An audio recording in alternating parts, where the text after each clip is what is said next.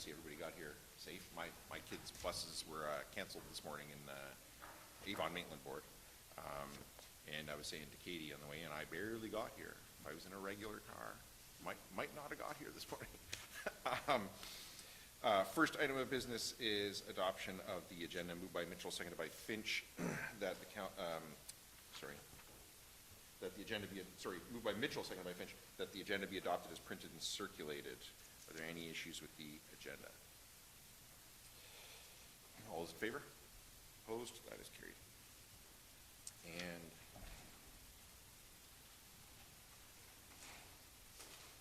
are there any declarations of pecuniary interest or the general nature thereof? Not seeing any. Minutes. Moved by Finch, seconded by Mitchell, that the minutes from the December 20th, 2023 council meeting be adopted as printed and circulated. Are there any issues with those minutes? All those in favor? Opposed? That is carried. So 4 timed items today: drainage, building fees, delegation about the Embro Dam, and delegation about a road name change. So I'll start off with drainage, and moved by Mitchell, seconded by Finch, that the council meeting be adjourned at 9:34 a.m. for the purposes of holding a public meeting pursuant to the provisions of the Drainage Act. Is there any discussion? All those in favor? Opposed? That is carried. And I guess Mike, I will turn it over to both of you to present on the report. So Mike DeVos is here from Street Engineering. I think we all probably know him, and he will give us a rundown on the 25th line drain and the construction of it. Thank you. The report before you is a report prepared under Section 4 of the Drainage Act for a new municipal drain. There was a petition submitted by the road department to look into replacing the existing private pipe that services multiple properties, including the 19th line road allowance and a residential property at the southeast corner of the intersection with 25th line, and then the farm and another property, another severed property off of that farm. So currently the existing private pipe is not providing the level of service that the landowners and the road is looking for. The pipe outlets into what's considered as the road ditch right now is the southerly road ditch on 19th line. It has a fair amount of grade on it. The water gets away. It's not all that large, and it does have fairly steep slopes. We didn't feel it was necessary to do anything to it at this time, but to be cautious, we are recommending that channel be incorporated as part of the drain. And then there's a hydro pole right near the outlet that would be protected from the flows that would be coming out of the new pipe, because we are recommending a larger pipe, a new pipe be installed from the downstream side or the west side of the intersection, southerly and across 25th line to the south side of the Rose property, where the water's coming out of the Dimmers field into the road allowance at that point. So the new 21-inch diameter storm sewer will provide a better and more sufficient outlet for the area. And I'll stop and open up to questions. Questions from council on the report? Councillor Mitchell. Mike, my question is to Mike Hughes as opposed to Mike DeVos, but it's, there's a cost of, I think, about $26,000 to the township for this work. Was that included in the 24 budget? That wouldn't be in the 24 budget, just as we wouldn't have had numbers to put that in at the time. And again, possibly, depending on construction, the drain might not go until 2025 billing as well. So if it did happen this year, would it come out of reserves? Dan? We always put some money into our in the budget under the roads component of any kind of drains. We would have set some monies aside. Off the top of my head, I don't remember how much. And if it's not available, there is some funds in reserves that we can transfer from. Okay, it's not that I have any qualms about going ahead with this work. I just want to know where the money's coming from. In the budget, under the roads component, Any other questions from council? we have set some monies aside off the top of my head. I don't know. Moved by Finch, seconded by Mitchell, that the report of MP DeVos, P.Eng. of Spreet Associate London Limited, dated November 30th, 2023, for drainage works known as 25th Line Drain 2023, be adopted at an estimated cost of $46,400. Is there any discussion? All those in favor? Opposed? That is carried. And moved by Mitchell, seconded by Finch, that the public meeting pursuant to the Drainage Act be adjourned at 9:38 a.m. and the regular meeting of council be called back to order. Is there any discussion? All those in favor? Opposed? That is carried. Thanks, Mike. Thank you. Have a good day. You too. Stay warm. And then we have to wait 7 minutes until we can do the building fees public meeting. So, 8.1 Fire Department. Report 2024-002 from the Fire Chief regarding monthly fire report for December 2023. Chief, is there anything you want to highlight for council in that report? A couple of items that didn't make it onto the report before the deadline. FPO Heyman advised that the work on our community risk assessment, which has been ongoing and is nearing completion, nearly 90%, it's a requirement to be completed provincially. It's not something we've talked about a ton, but it is required in 2024. So Zorra is in great shape, and once finalized, the recommendations will be shared on that. I also wanted to share that following the submission of this report, we received an email that Zorra Fire's application for the mobile live fire training unit was approved for 2024. Last year it was hugely successful. We trained over 100 firefighters in its 4 days here. It didn't come without a lot of work and organization from the team. We ensured cylinders were filled, rehab was staffed, and all safety factors were considered. We were awarded the unit to fill a gap on short notice for 4 days. This year we'll have access to it for 7 days and extended timelines to plan for it.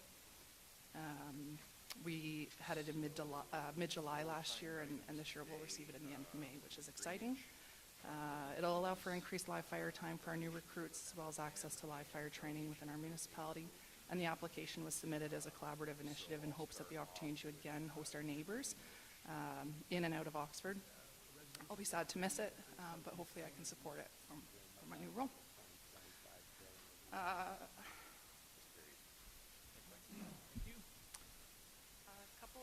Last, I wanted to highlight a couple other items on this report, which to the mayor's dismay, still did not quite get under 1 page, despite nearly 90% it's a requirement to be completed provincially. It's not something we've talked about. Really should have made the point. Despite it being your request every council meeting. Good news, neither did my notes on highlights that I'll speak to, including in the report, and it will be more than 7 minutes.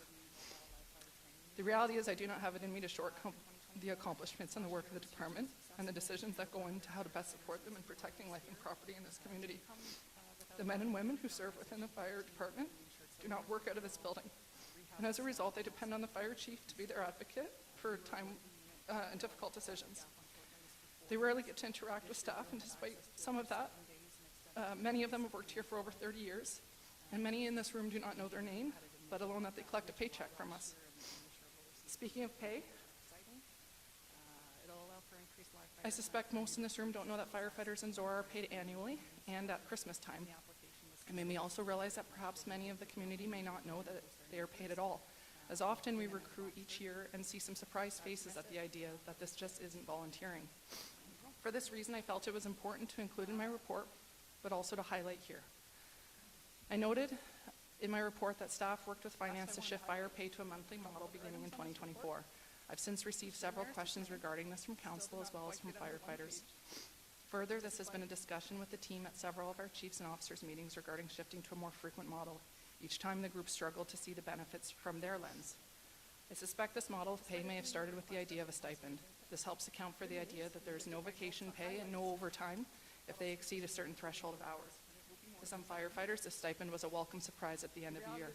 Christmas, in fact, which made it feel even more of a thank you for their work in the community, as it came with the holiday feels and the emotion.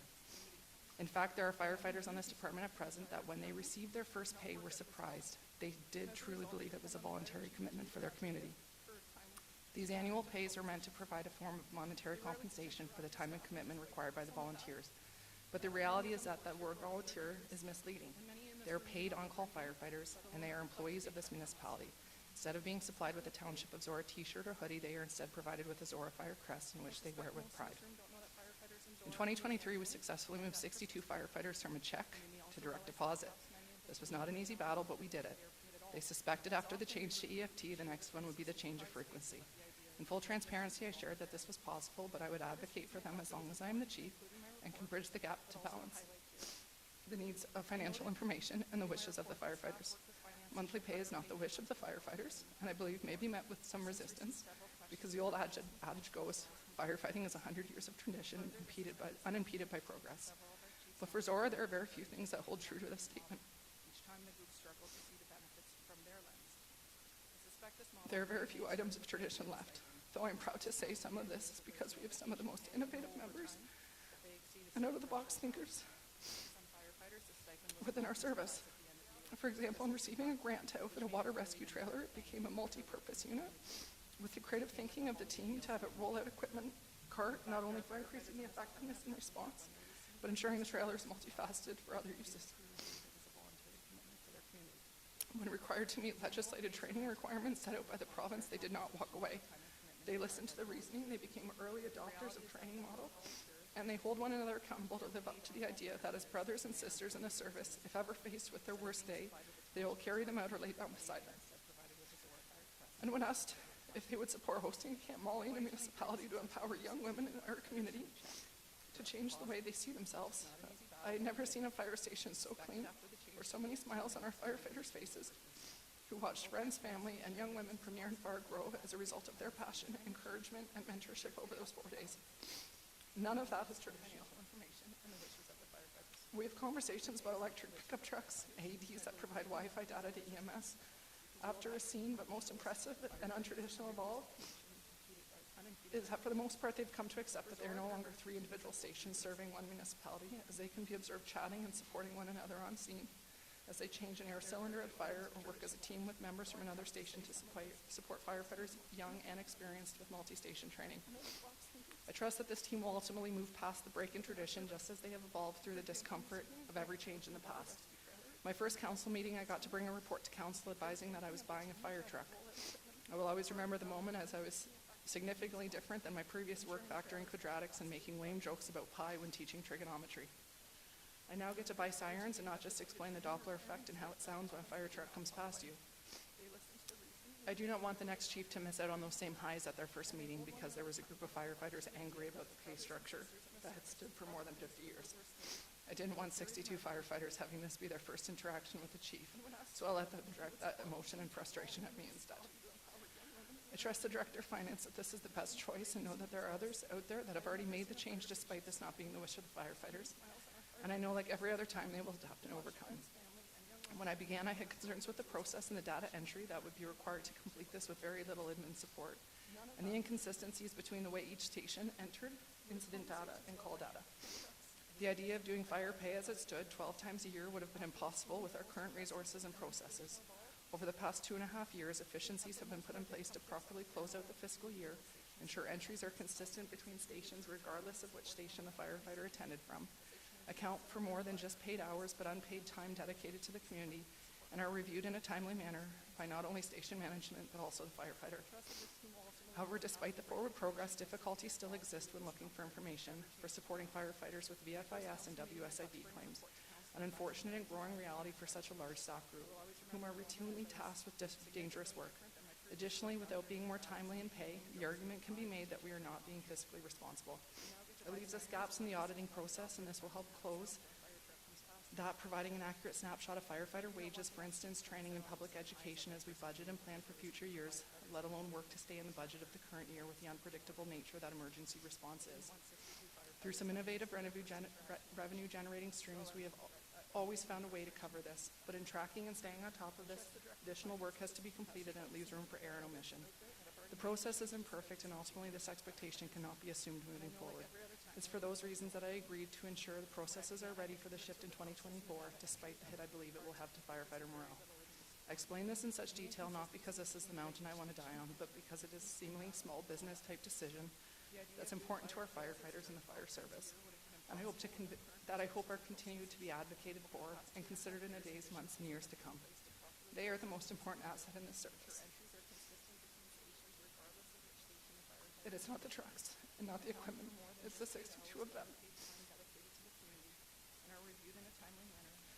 It is an opportunity to remind ourselves that doing things the hard way is sometimes the right way because of the message it sends to those we value most. I was reminded of this last night as I stopped at the Thames station and noticed a beautiful set of chrome axes and a halogen newly mounted on the wall. It had been refinished by hand and chrome tipped for ceremony by one of our own. Perhaps there's a little tradition left after all. When the department attended a line of duty death for one of our members, we scrounged on short notice to ensure we had one of those to pay tribute to our brother. This act sparked the idea that we should never have to look for that again, and we would ensure a set was in place. He did things the hard way because it was the right thing to do. This brings me to my next item. We did little did we know that those access would be required as soon as completed. I'd like to take a moment to recognize the passing of retired Fire Chief Joe Wallace, who prior to the amalgamation of the 3 fire stations served as the chief of Thames Fire Station for 40 years. He was a second-generation firefighter in Thames, joining the fire department in 1957, and he became the chief shortly after and held that position until he retired in 2001. Today, we see the 4th generation of this family still serve with Zorra Fire. It has been shared with me that Joe loved the fire service, and one of his most important messages is that he reminded firefighters that the fire service is not for everyone.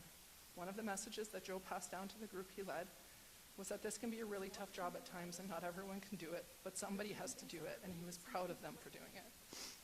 Chief Wallace also was instrumental in supporting firefighters and having a uniform in this department. This occurred in 2001, and it was funded from association money. To exemplify the work it takes and the change it started is that it is only this year in the 2024 budget that the final order was placed to ensure every Zorra firefighter, regardless of rank or year service, has a uniform the same color with the same regalia and the same Zorra Fire crest. United as a team in both spirit and dress for all those to see. Further, that every chief is issued a dress uniform such as the one I'm wearing today to ensure that they have what is required to represent Zorra Fire with pride and pay tribute to those that have walked alongside us over the years. Last week I was out of the country and unable to attend the visitation of Chief Wallace with the department. Having said that, it filled my heart to see that the Thames station organized to attend in full uniform, just as he would have loved to see, to pay their respects. District Chief Martin recounts that the first official thing they did in their uniforms was attend Chief Wallace's retirement dinner, and it brought him great joy. It's for that reason that I've worn mine to council today, and Deputy Mayor Grigg, who was able to attend the service, has a few words to share about Chief Wallace. It's been shared with me that Joe loved the fire service, and one of his most important messages is that he reminded firefighters that the fire service is not for everyone.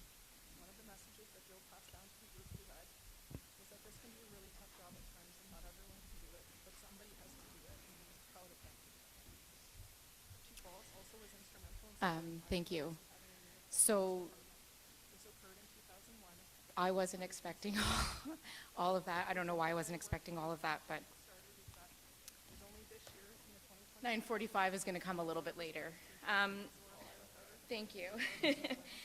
So I was honored to be able to attend the service for Joe Wallace, someone who I only met a handful of times in my time in the community. I didn't grow up here. I've been here for 15 years.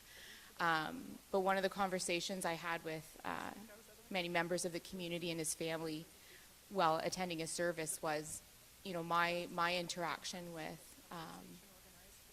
with Joe was more through the imprint he's left on our community and the legacy that is evident throughout the community and many aspects of the community long before he even passed. So it was an honor to be able to attend, and there were several people from the community representing different aspects that were able to that were invited to speak, and one of them was our former Thamesford Fire Station, Station 1, Chief Jim Manzer. I overheard just prior to the meeting, Councillor Mitchell mentioning that an effective speech or a really great speech is one where you can make people laugh and cry.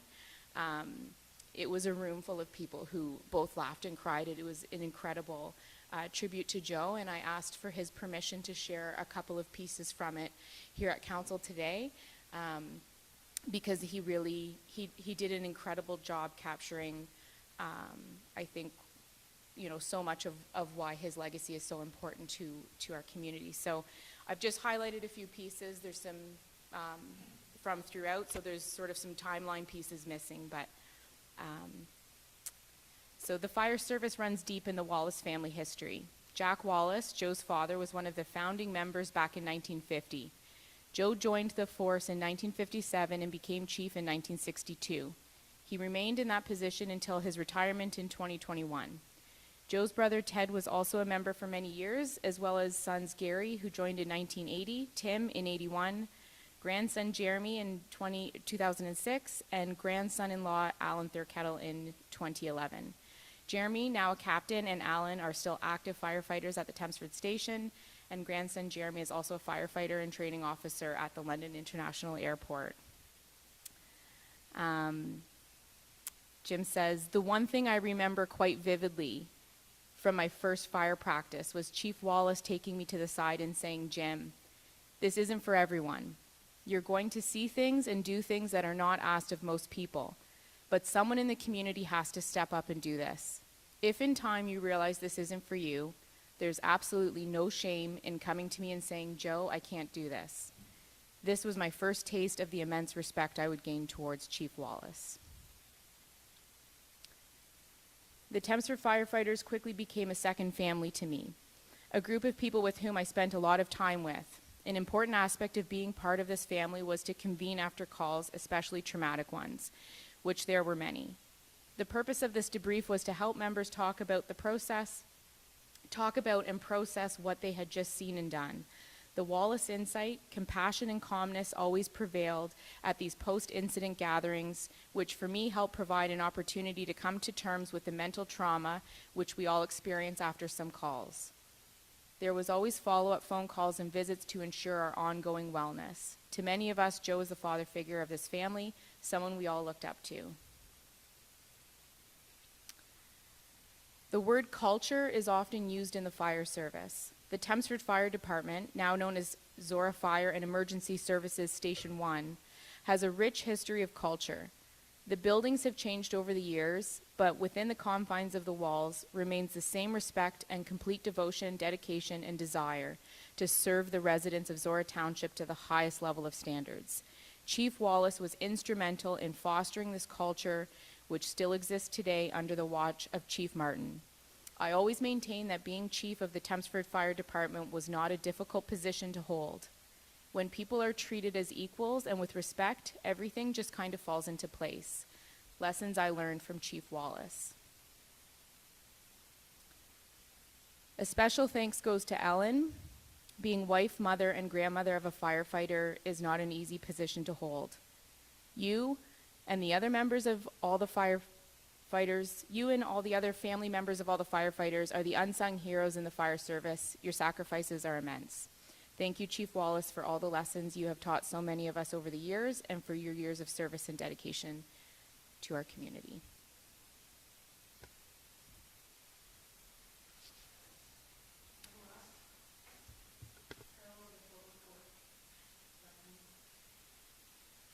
With a long highlight, said I want to say thank you to Zorra for the 2.5 years that they've provided me the privilege to serve as chief and colleague, and for the 6 before that where I served as firefighter and training officer.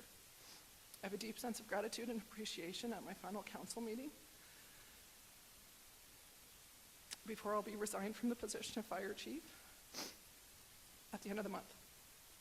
It has been an incredible journey leading this dedicated team, and I'm thankful for the support and collaboration and that I and the firefighters have received from council and staff. Support of seeing me as a teacher and the capacity to grow and lead this team and provide me with the tools and support to do so, knowing that there would be challenges that would lie ahead. When I started, I remember worrying about what to wear at the Chiefs Conference. Uniform, business casual. There was no playbook for this in a small municipality, and I didn't know who to ask. I did ask Chief McFarland, and he advised a pair of khakis and a golf shirt would be fine. It's no secret here that one of my passions in the fire service is supporting others. Teaching with the Ontario Fire College as an adjunct instructor has been a huge part of that, and I'm very grateful for the 4-day work week, which allowed me the flexibility to pursue that on many of my Friday to Sundays in 2023. More than that, though, many of you know that the other component of my passion was through Camp Molly. You may laugh, but the name of the color of my lipstick was always something I talked about in the closing remarks at Camp Molly, to remind the young women that they do not have to change who they are to have a career in the fire service, even if that means wearing lipstick, although it does have to be industrial. Today's named Groundbreaker, because it is the staff and council that supported me in doing just that here in Zorra. And I hope as a result to leave not just a trail, but open space for the next person continuing leading this incredible team. And last Chiefs Conference, I wore a pink blazer and the boldest lipstick I owned, head held high, so that still no one in the ladies' washroom line, though I trust someday there soon will be. Without your support, serving this community effectively and upholding the highest standards of public safety would have been far more challenging. The vision and commitment to the well-being of our citizens demonstrated by the team in this room, both in front and beside me, have been a guiding force, allowing us to implement crucial initiatives, acquire necessary resources, run with some wild and out-of-the-box ideas, thank you, and enhance our capabilities. I'm particularly grateful for the trust you have placed in the fire department, recognizing the importance of providing our firefighters with the tools and training they need to carry out their duties safely and efficiently. Your commitment to the well-being of both our team and community has undoubtedly contributed to the successes we've achieved during my tenure. As I transition to my new chapter in my career, I want to express my appreciation for the shared spirit that helped define my work in Zorra. Your support has created an environment where innovation and dedication are not only encouraged but celebrated. I leave my role as fire chief with a sense of pride in what has been accomplished here, and I'm confident that the fire department will continue to thrive under the continued guidance of the mayor and council and the support from staff. And last but not least, to the firefighters, who I've learned watch these council meetings more than any of us I suspect know. Today marks a bittersweet moment. It has been an honor and a privilege to lead such a dedicated and courageous group of individuals who have become more than just colleagues, but a second family to me. I'm filled with an overwhelming sense of pride in what you have accomplished as a team. Each has demonstrated unwavering commitment, bravery, and selflessness in the face of adversity. Together, we have overcome challenges and served our community with utmost dedication. As I embark on a new journey, I will take with me the lessons of their resilience, professionalism, and the genuine care they show for one another and the community, as ultimately it's the driving force behind our success. I'm confident that under the capable leadership that will follow, this department will continue to thrive and excel. The bond within this department goes beyond the professional realm. It's a bond forged through shared experiences, challenges, and triumphs. I've witnessed them grow, unite, and their unwavering spirit that defines our fire service family. It is with a heavy heart that I bid farewell to this position, but I do so with immense pride in what we've accomplished together. As I take on a new role, please know that the memories and the impact that they've had will stay with me forever. I have the utmost faith in their abilities and know that they will continue to uphold the values and make our fire department truly exceptional. Thank you for being the backbone of this organization and making my time as your fire chief an unforgettable chapter in my career. I look forward to watching the continued success of this department from afar, and by afar I mean Embro, and I will forever carry the spirit of our firefighting family with me. It's been an honor to serve alongside you. Stay safe, smile often, and keep making a difference.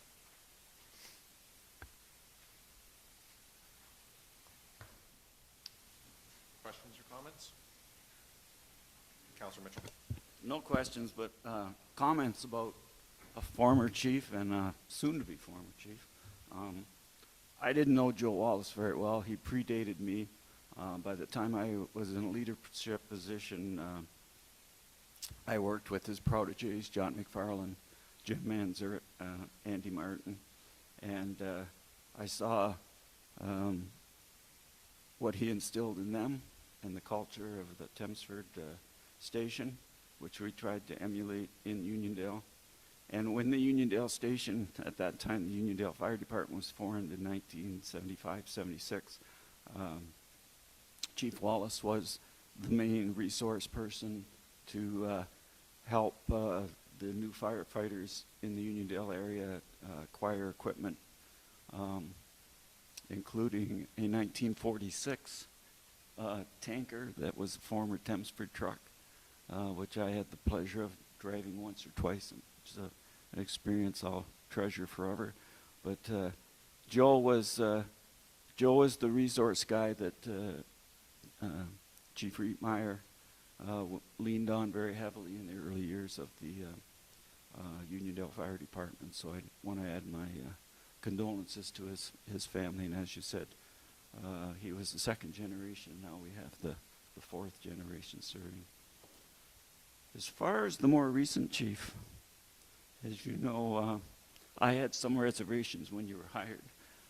Not because you're female, only partially because you're from Embro, but because you only had, as you said, 6 years of experience as a fireground firefighter. And I've understood what a huge leap it was to go from being a part-time captain to being a full-time chief. But it didn't take me long seeing you in action and talking to the district chiefs about what you were doing in your new role, and how impressed these grizzled old guys were with what you were doing. For me to understand that my reservations were completely unfounded. And they were unfounded because you understood what your role as chief was. And that's not to show up at every emergency scene and take command, and to throw your authority around, although you're completely capable of taking command and making good, sound decisions. But you understood that your role was to make sure that our 62 firefighters had the trucks, the equipment, the training, the leaders, the new recruits, and as you talked about earlier, and I think the reason you went on at such length about this change in the pay schedule, the culture of the fire service. So I'm going to miss your long, detailed reports. I'm going to miss your long, detailed responses to my questions.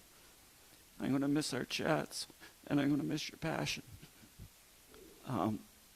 You not only exceeded my expectations, but you have made a huge impact in Zorra Township, Oxford County, and beyond. And this new opportunity is just too good for you to turn down. And we would be selfish to keep you when you can have an impact on the entire province. So thank you for the last 2.5 years, and all the best for the next 25 or 30, however long your career goes. Thank you. Anyone else? Councillor Stewart. Just really quick, I share all the same sentiments as Paul. I want to thank you mainly just for the opportunity to work with you for the past year in 2 capacities, obviously in council here, and being part of the Thamesford station as well as a new recruit. The welcoming culture that we receive and the training and the support through becoming a firefighter over the last year has meant a lot. You spoke to it, Paul spoke to it. The culture is amazing, and yeah, I just wanted to add my thanks on behalf of all the current firefighters as well. And like Paul said, you're going on to something that inevitably is going to benefit Zorra and all the other smaller municipalities in the province, so good luck with that. Anyone else? Councillor Mitchell. One thing I forgot. Thanks for being another fire chief that cries. I'm glad I'm not the only one. Anyone else? Deputy Margaret. I'm not going to add, I almost just want to leave it with those who have been able to sit in 2 different very positions in relation to you. It has been incredible. Sorry. As soon as I hear that, I always panic that it's me. It's been incredible having you sit in this seat. We've had many interactions over the years prior to being on the service. You know, my interest in the service, watching you step into that role, watching the impact you had, having the concerns about what that was going to look like, and then, you know, seeing what you've done from this position. Paul spoke to concerns about, you know, do you have enough experience? And I think, you know, who you are is leadership, and that leadership comes from, you know, all of your other experiences outside of fire service. So you had enough knowledge and experience of fire service, but it was everything else about who you are, where you've been, what you've done, that allowed for you to be the leader that you have been. You've been a leader in this building. You've been a leader in the community. I don't believe there's anyone who's had the privilege of working with you or listening to you speak at an event or attend Camp Molly that will ever forget that. You know, you've changed all of us, and I cried when I found out you were leaving, and within 5 minutes I made peace with it and said, this is what's, you know, I love Zorra and I love hoarding everything good in Zorra, but really what's best for Ontario is that we're not keeping you here and that you're able to move on and have that impact with a wider reach. So I'm gonna leave it at that, or I will be a puddle. Anyone else? Was that a hand or? Yeah. Okay. Sorry. Dee, I want to say thank you for all that you've done for Zorra. You bring a light to the room like no other. Your passion and dedication has never gone unnoticed. I hate to see you go, but I am so excited for you to move on and up in your career.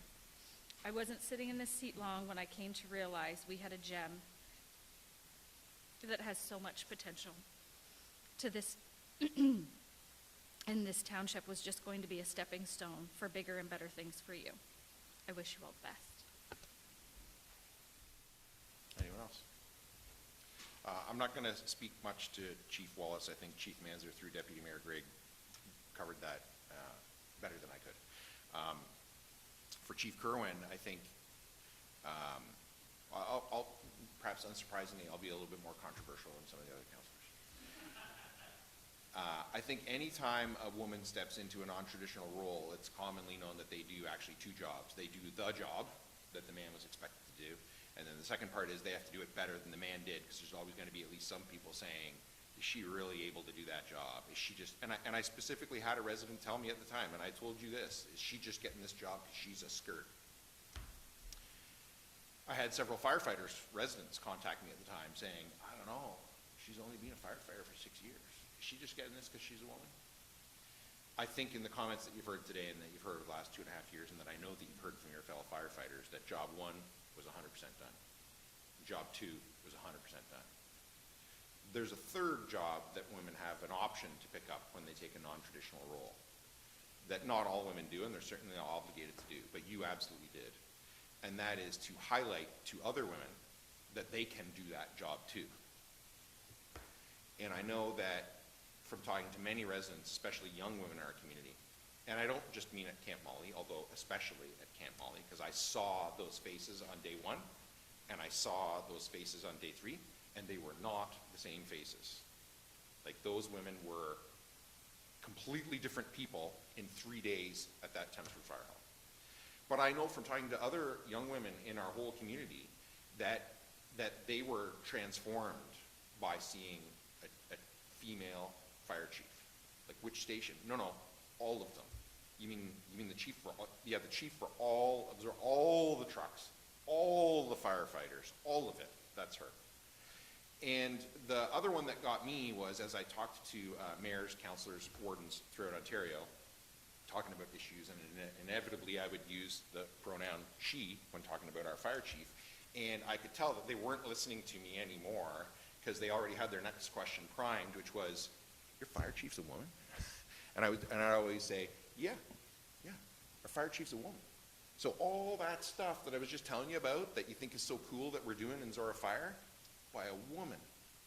So there was 3 jobs you were doing for us for the last 2.5 years. 1, the job of a fire chief, which we hired you to do. 2, the job of being a better fire chief than any other man would have been expected to do in the job, and 3, one that we did not ask you to do, and you certainly had no obligation to do, was highlighting the fact that a woman could do a non-traditional job, and in fact do it better, certainly better than I could, but better than many men could do. I think you know, after 2.5 years from your fellow firefighters, that any doubts they had not only went out the window, but they were pleased to have you as their chief. Many of the ones who contacted me with doubts subsequently contacted me to say, I was 100% wrong. This is the best thing that's ever happened to the fire service. So thank you for doing all 3 jobs, not just for the township proper, but for all the residents and all the people who you showed things could be different, things could be better, because they are different, if we're open to being innovative and doing things in a non-traditional way, which firefighters do all the time in so many different ways. This was a big way, and we're all better off for it. So thank you. Anyone else? Moved by Finch, seconded by Mitchell. That report 2024-002 from the fire chief be received and filed for information purposes only. Any discussion? All those in favor? Opposed? That is carried. I'm going to suggest we take like a 5-minute break for everybody to compose themselves. So we'll come back at, well, let's say 10:20.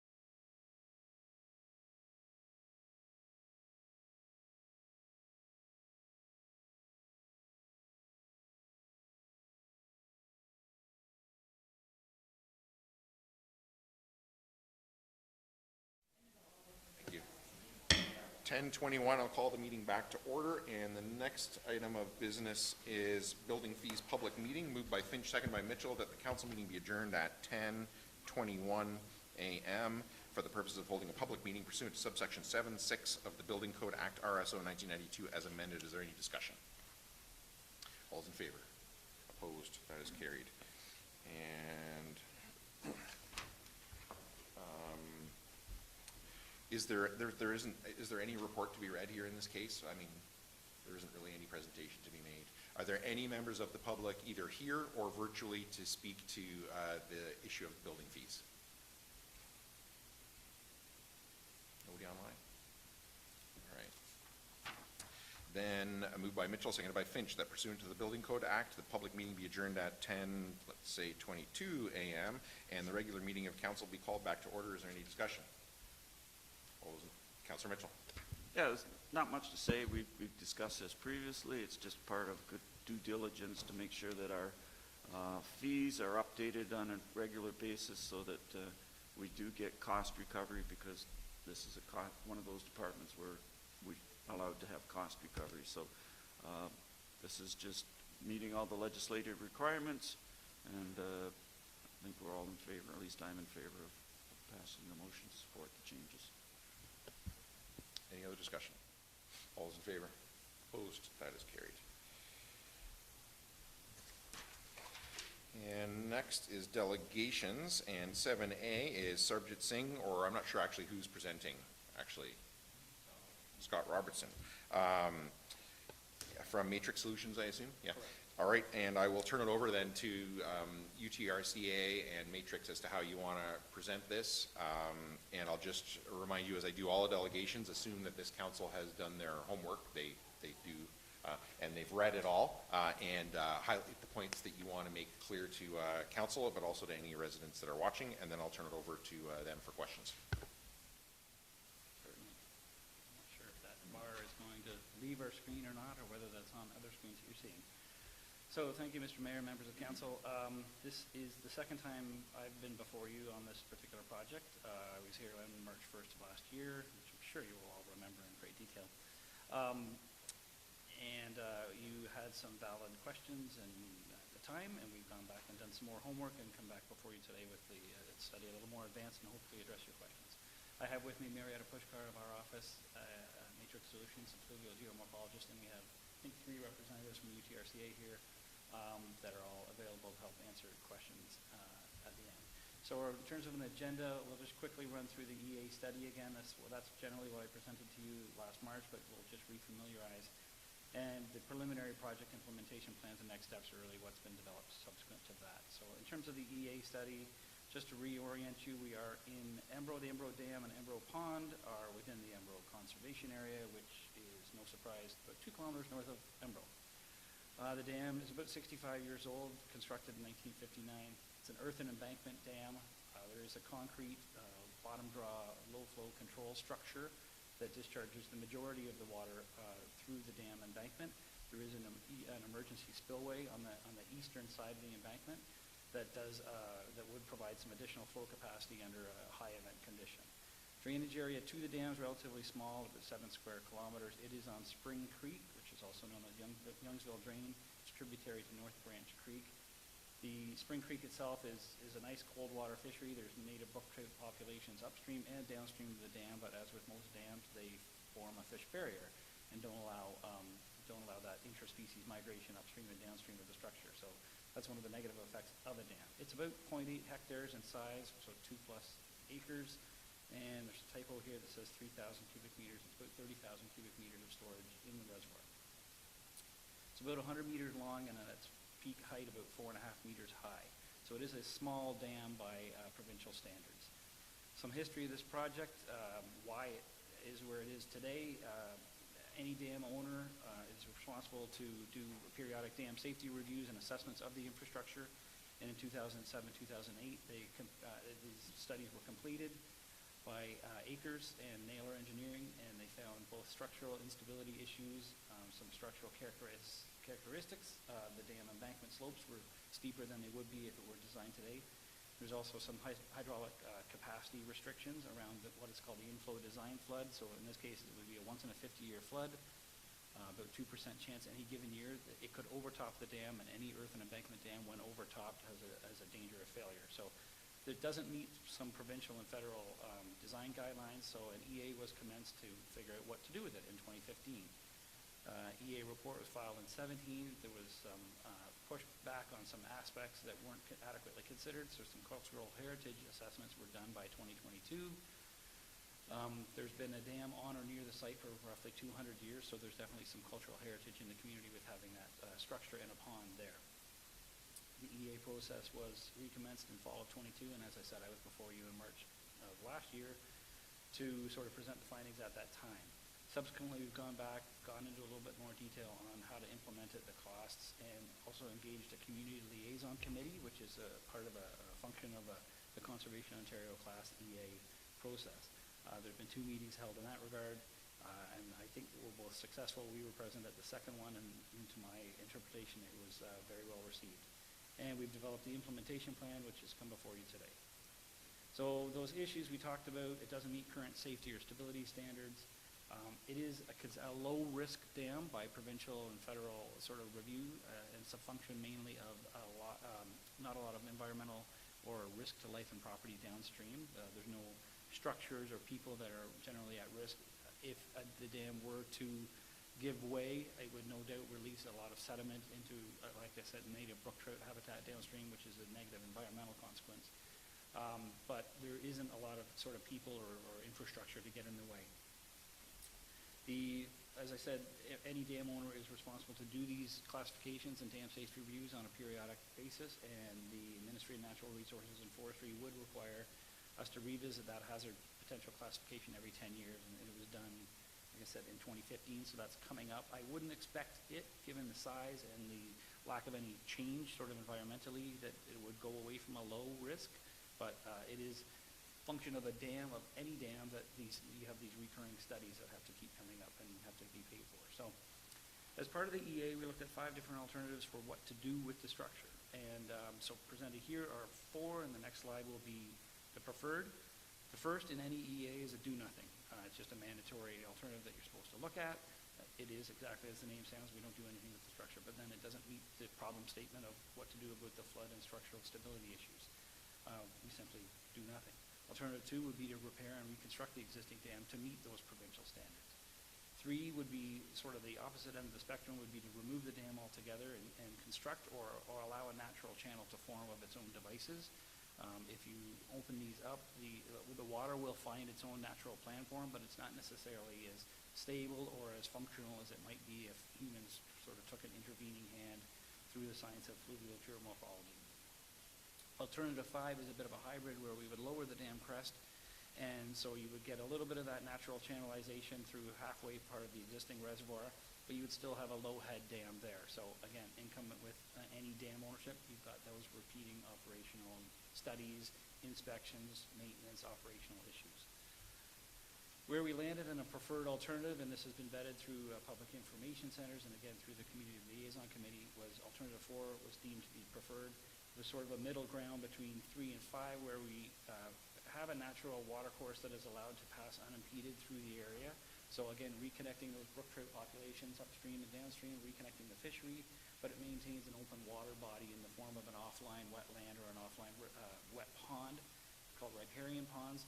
And we see a little bit of a connection here between the water course and the ponds. We probably put another one down in here, but it allows that when flows come up in the water course system in response to a spring freshet or a big rainfall event, it would fill in and flush out that wet pond and help keep things sort of ecologically vibrant.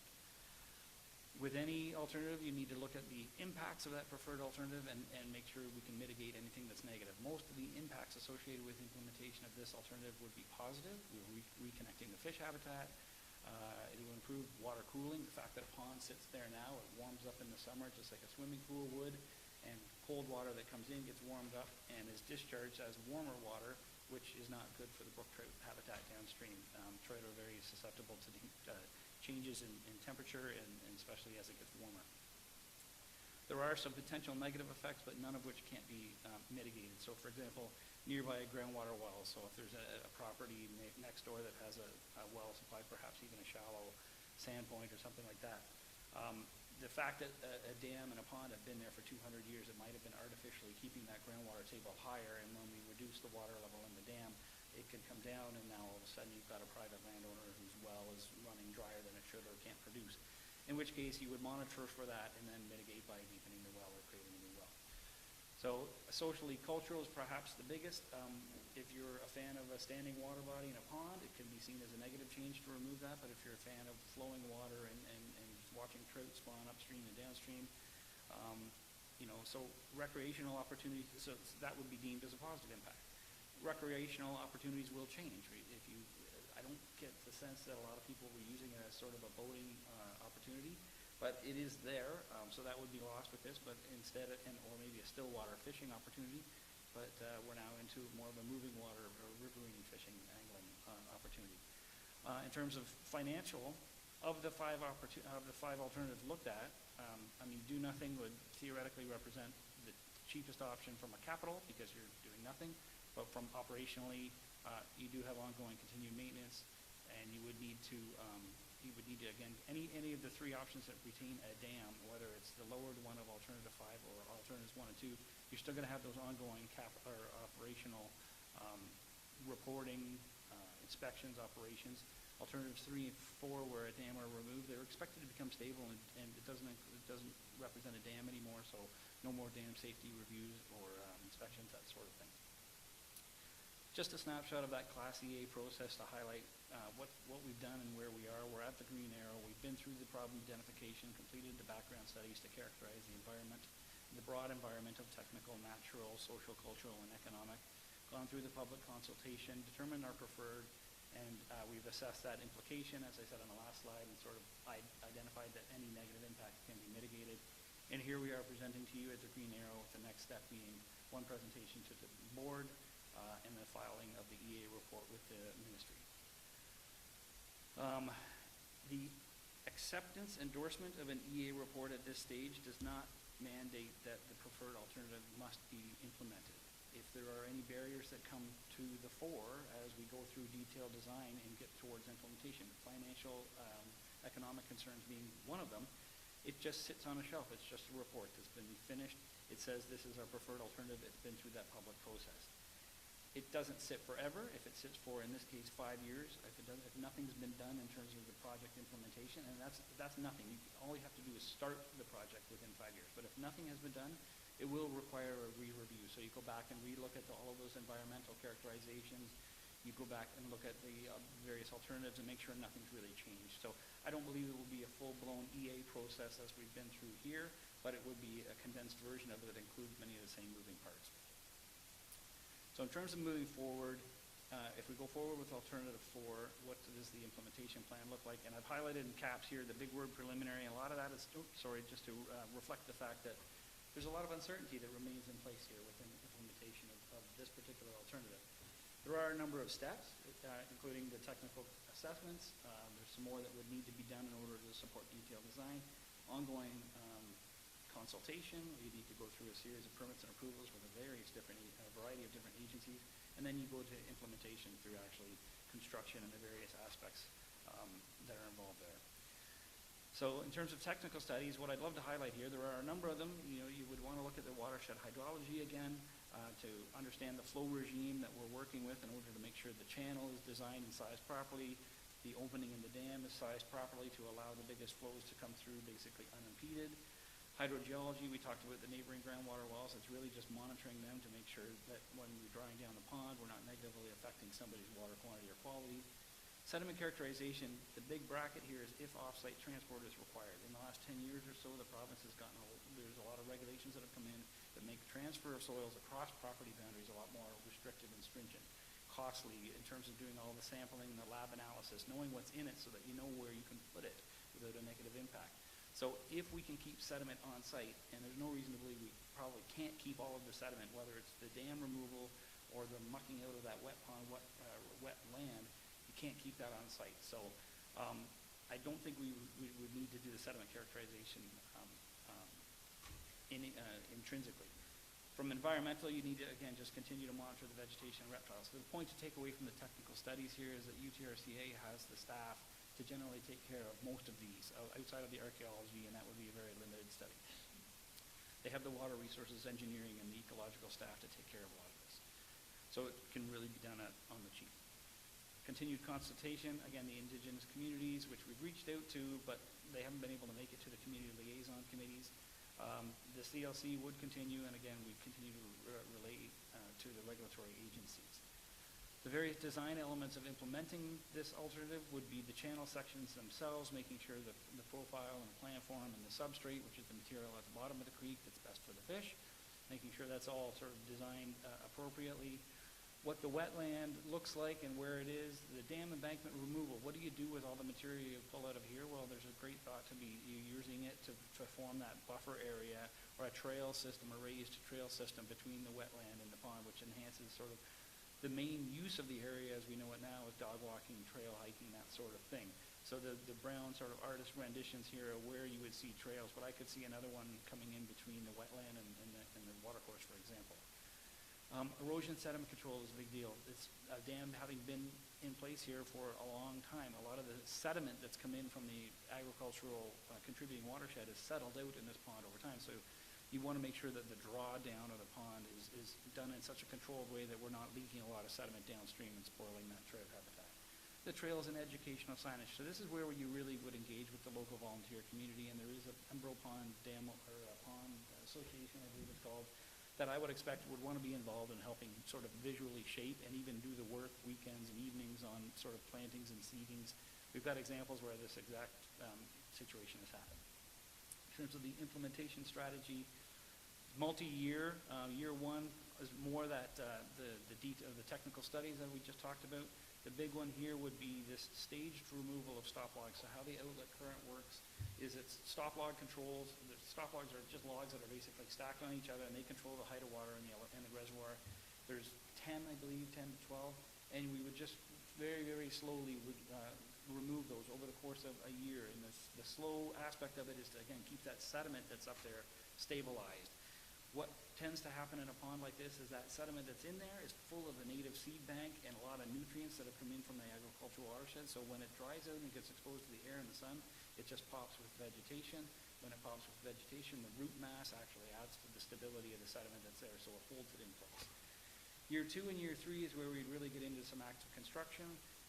And there's no reason to say that the wetland and the open up of the dam embankment couldn't be done in 1 year. Say we got a nice chunk of funding from a provincial program, that 80 and the 60 could be combined and done in 1 year. But year 2 is envisioned to be opening up the dam embankment and reconnecting that outlet channel from whichever channel has formed in the reservoir to the downstream channel. So there will need to be some engineering design done there and construction.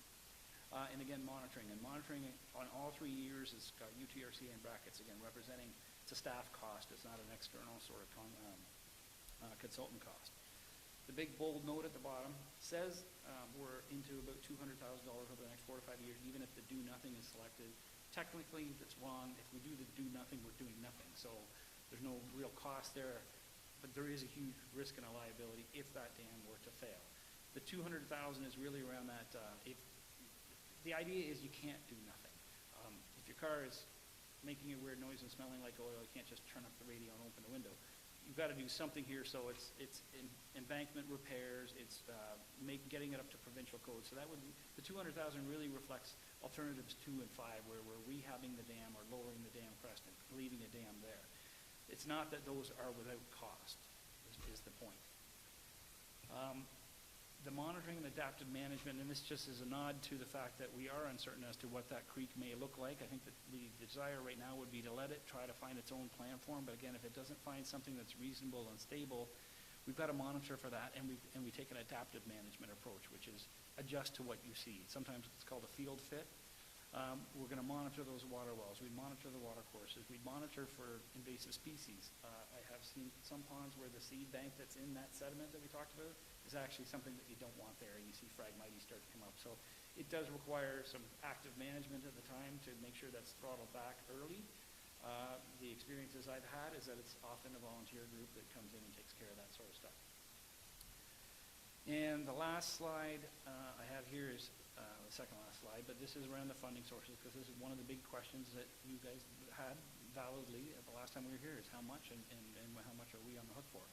And I wanted to put out there that the highlight is that the municipal contributions are but one bubble in a series of a lot. There's 9 around here, and I'm sure there's even more out there. Some larger, some smaller, some certain, some not. Fundraising would be, who knows what you're going to get with that.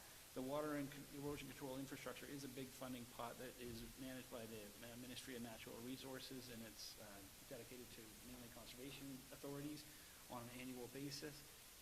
Nothing saying Embro Dam as a small low-hazard dam would make the cut in their annual budgeting, but if it does, it's 50 cent dollars. So right there, we take that $140,000. Like I said, if we got it in year 2, you would try to ramp all your work into one year if you could, and sort of take advantage of that. Some other NGOs like Ducks Unlimited or Trout Unlimited and Ontario Rivers Alliance, we know Ontario Rivers Alliance has already sort of said that if we end up with an option that reconnects brook trout habitat, they'd be interested in helping fund that. Ducks Unlimited might be interested in that offline wetland, wet pond aspect of it. And a series of other programs that can all be accessed. And I'd be lying if I said I knew the ins and outs of all of them, but this is why we have the CA colleagues here. They're used to accessing those types of funding sources. Again, nothing saying here that this has to be implemented, though, so nothing we're doing today is committing the municipality to necessarily spend any money. As far as this is important. So in terms of next steps, we would meet with the UTRCA board. I think that's coming up this month. Finish and file that EA. It goes into the province for a mandatory 30-day review period. Assuming nothing significant concerns come out of that, then we could proceed with additional studies in the detailed design and actual construction if and when funding and everything else falls into place. So with that, I'll end mine and open the floor up to questions. And as I said, we've got UTRCA staff and fluid geomorphologist experts. Thank you. Just before I ask council for questions, I have a question for clarification. If you go back to the slide with all the bubbles, that one. Yep.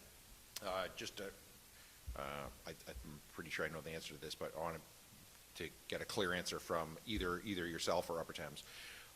The reality is that while the municipal contributions is only one of the bubbles for funding, the reality is all the other bubbles can disappear, and then the cost is entirely borne by the municipal contributions. In the case of this dam anyway, because the only benefiting municipality is the town of Zorra, correct? Thank you. Questions from council? Councillor Stewart. Yeah, mine relate mainly to timing here. I mean, we saw a presentation last spring, and here we are in 2024. Year 1 in your outline of implementation moving forward, is that 2024, or is that filing the EA is basically what would happen in 2024, and then we have a possible 3-year process to take us to basically 2028 before this would be complete? My take would be, like, you wouldn't want to start draining the pond down if you didn't know you were going to do year 2 and year 3. So I would want to have the ducks sort of in a row first, knowing you were going to go through full construction. In theory, you could be dead. So typically what happens is they remove 3 of those top clogs in the fall, put them back in the spring, right? So they provide a little bit of extra sort of flood capacity over winter through the spring freshet. Then we put them back in and fill the pond back up in the spring.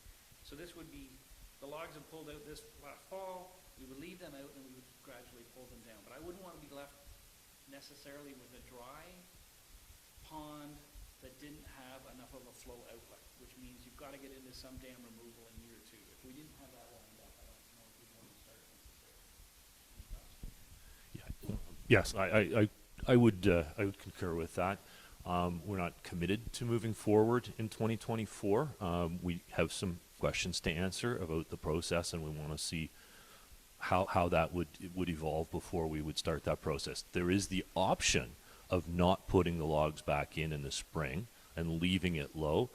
My take on that was we would probably be better off to put them in for one last year and plan to do that over the next winter. That gets us through the final posting of the EA, gets this process wrapped up, and allows us to get some progress on those next technical studies, that sort of thing, to get a clearer picture of where we're going, rather than start it and then leave it sit for an additional year to progress with it. So you spoke to, looking for our endorsement, but what, you also said just now there's questions that you're still looking for answers on. What are those? Can you shed some light on that? We need to move forward with the process. We need to wrap up the environmental assessment. We believe we are at that stage. We believe we were at that stage previously, but we have done more work and recommitted to being at that stage. Endorsement will allow that information to go back to our board with their renewed endorsement, will allow us to file the EA, wrap up that process, and begin to do the planning to move forward with the preferred alternative. And sir, did you have something with?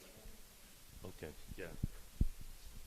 Just to go back to your previous question about the time period, yes, you have the 5 years. We would recommend that applying to these funding sources should begin sooner than later, so that if some of these partners are not able to support it, say, next year, then you can apply again, because some of these agencies have a pot of money that they distribute every year, and it depends on all the other applications that came in as to how that becomes distributed.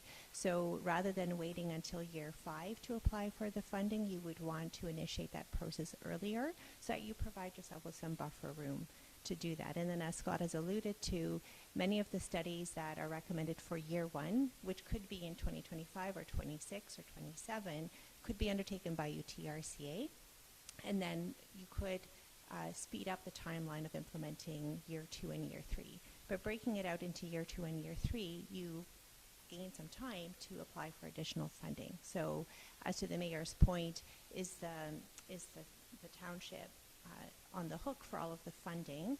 Yes. However, you can delay, right, depending on getting that funding source. If you don't have the funding, you don't move forward, and then that becomes to that point that Scott had indicated. The EA is valid for 2 years or for 5 years. We have to recognize that this project started in 2015. The data is outdated. Environmental inventories we did do another screening for species at risk, but continuing to delay requires that some of those studies need to be redone as well. And building on that too, the lack of conclusion of this process prevents us from going after the funding sources.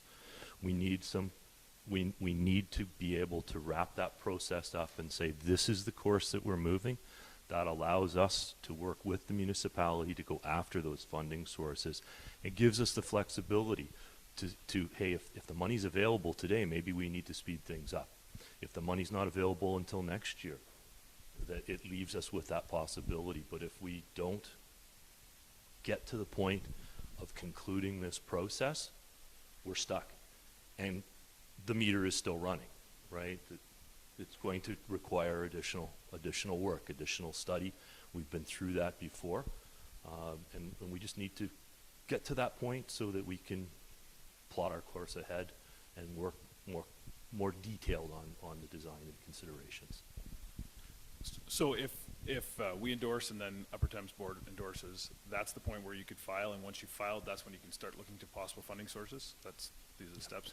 Yeah, there's one step that has been sort of not highlighted in that, and that as we get to the final stage, we have one final 30-day posting.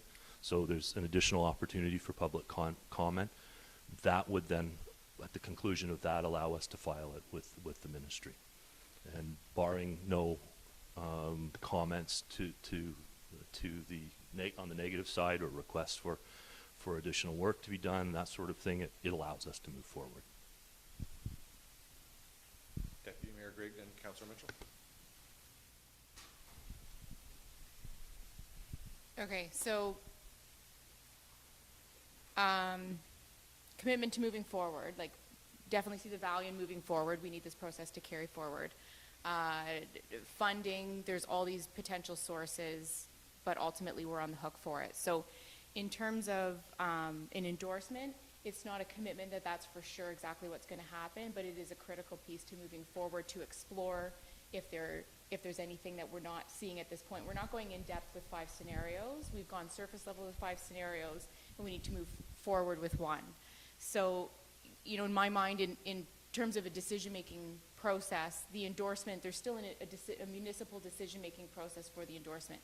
This report and the previous report provided us with a bunch of information that helps guide that endorsement, some of which you've explained, you know, lowering the option, alternative 5, lowering the dam crest, that still then has an ongoing monitoring process, still has, you know, some costs and operational pieces.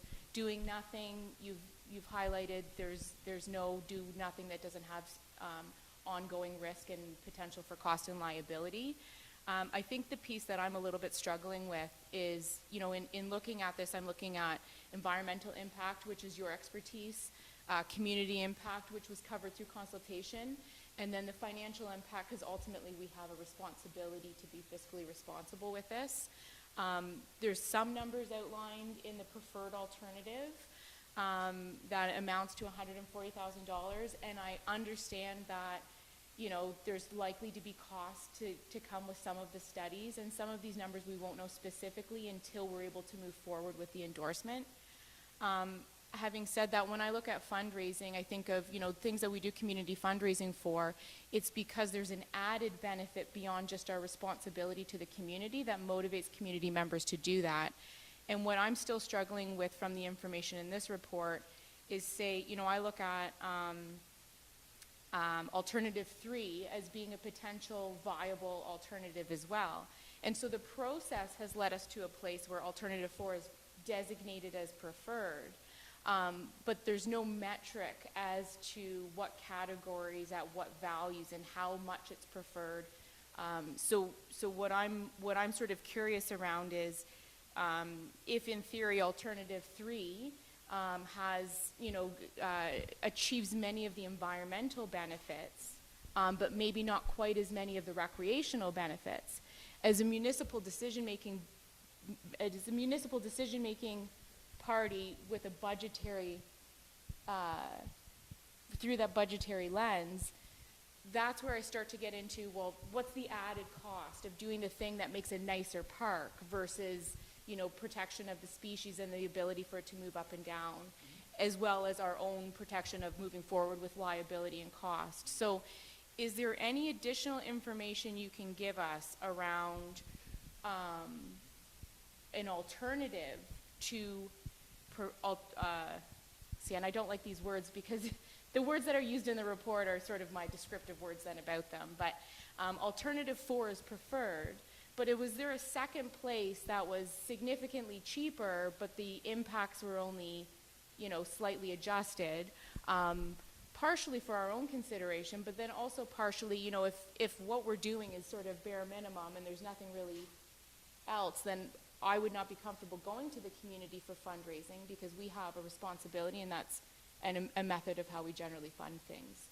So I'm going to summarize a couple questions for you because I realize I've given you a lot of context here. Aside from the $140,000, are there any projections on additional costs of preferred option 4? And has there been identified a second viable option? And are there any cost projections with that one, so we at least have a touch point on whether there's a cheaper option, or if the other one that's a close second is actually way more expensive?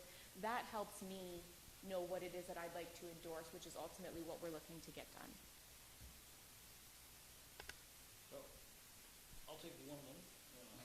So there, as part of the EA process, there is a detailed evaluation of all the alternatives, and they break down into those 4 categories of technical, natural environment, social, cultural, and economic. Within those, there's 5 or 6 different questions. So within natural environment, it's like, is it good for the aquatic habitat, the fish? Is it good for the terrestrial habitat, the other species at risk? There might be grasses or plants. Other animals, wildlife, like turtles, do exist in this pond. So a standing body of water there may actually be a requirement out of the first to do that voice stuff. I can't remember if it's a snapping turtle or if it's a... So, but it is a large matrix where all of the alternatives are compared against one another and scored on a relative ranking. So which is more expensive? And under economics, for example, it would be capital versus operational versus, there was a third one in there as well. But capital, do nothing is 0. But anything to do with actually doing something has a capital. But operationally, if you remove the dam, the idea is that operationally, over time, there is no more cost. So alternative 3 and 4, once this is stabilized, it's functional, you don't need to come back and do anything. So it is looked at, it wasn't presented to you because it looks like a wall of numbers, but it does boil down to, not that you couldn't handle it, it's just trying to compress all of this into 20 minutes. What it boils down to is a score at the end of each of the 5 against one another. I can't recall exactly which one was second. I think it was probably alternative 3.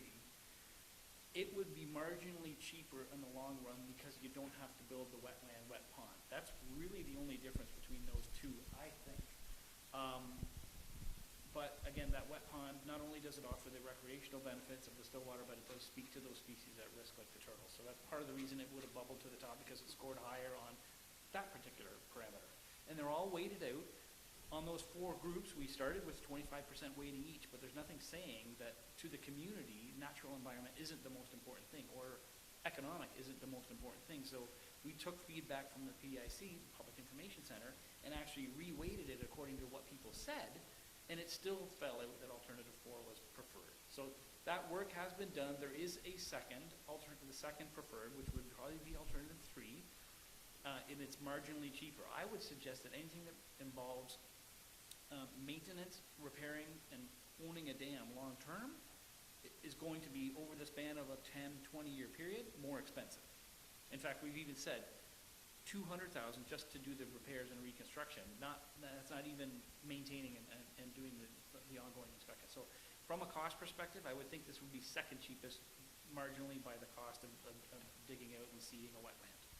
The second point was... Sorry, if I could just respond also, the alternative 4, when we went to the public, we identified various opportunities for community enhancement or recreational opportunities, and a lot of the public did like the idea about having, say, open water and having trail access and so on, and leaving a remnant of the footprint of the embankment to speak to the historical presence of this feature as well. So, of course, it's hard to know how the public will proceed if there is fundraising that is done, but there have been many, or there can still be many opportunities for enhancement of the area for recreational use. The Community Liaison Committee as well was engaged to help with that as well. So those things have been considered in these pieces. And just to sort of wrap it up, to give you an idea of the magnitude of differences between alternative 3 and 4, I agree with what Scott was saying, that 3 was probably, if it wasn't numerically the second, it's has many of those same benefits, with one limited exception, and that's that open water water body, which has some benefits. Community engagement, the critters, sorry to stay non-technical, but so there are advantages there. Our estimates, which you asked us to go back and take a look at that, and we have done that, and that information presented in a high level in the slides today, puts the estimate for that additional water body there at around the $30,000 mark. There's a lot of uncertainty in those numbers, and the more you dig down into the details, the higher that uncertainty gets, right, as you aggregate them. That gives us a lot more confidence that we'll get there with what we're putting forward. But just to give you, not to the exact dollar or anything like that, but just to sort of put it in perspective with the total cost that you're being presented with, that's not a significant change. Well, that's, I guess, a question for those that are paying the bills, but it doesn't seem to be a significant change, especially considering that that's one of the aspects that one of the funders may be quite interested in. And Scott mentioned that Ducks Unlimited, that's a feature that they may be interested in. It's not a very large water body. What they're interested in will depend on when we get to that stage, but there's some interest in that sort of thing. That we see some significant advantages to doing that sort of that's putting that sort of feature or amenity on site. So I hope that kind of addresses and weighs the various alternatives. Right, just to add on to that, with respect to the wetland, really what you're doing is moving forward with option 4, But recognizing that, say, that wetland pocket, which is some additional money, does not have to be implemented at the same time, right? So you can continue to apply for funding to have that wetland feature implemented at a later date as well. Paul?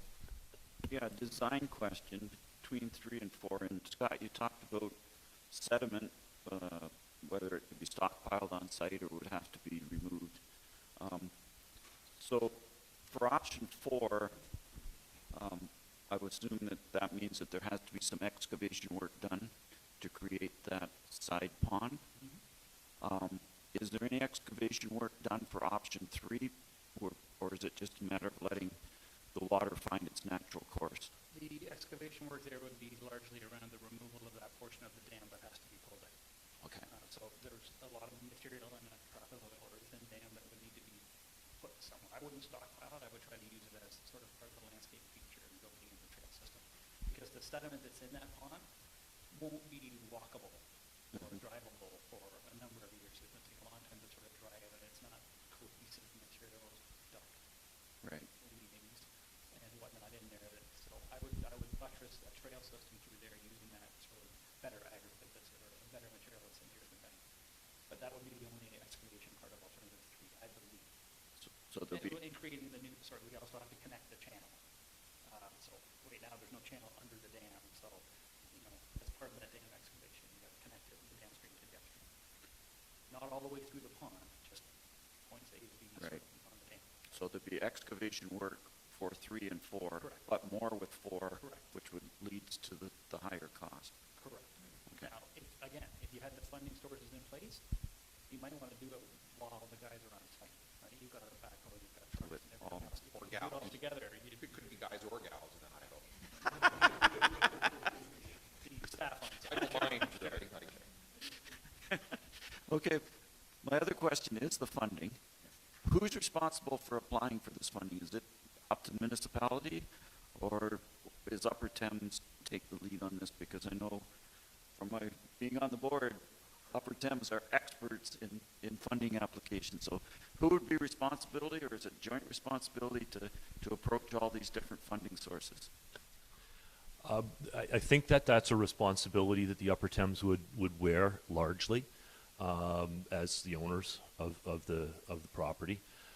However, we want to work together in partnership with the municipalities, and sometimes you or other agencies may be able to go after pots of funding, and we look to partner with them to be able to do that. So, yeah, it's on us, but we'd want to work together with anyone else to try and bring this through a cost-effective solution. I think this one's for you, Chris. Two-parter.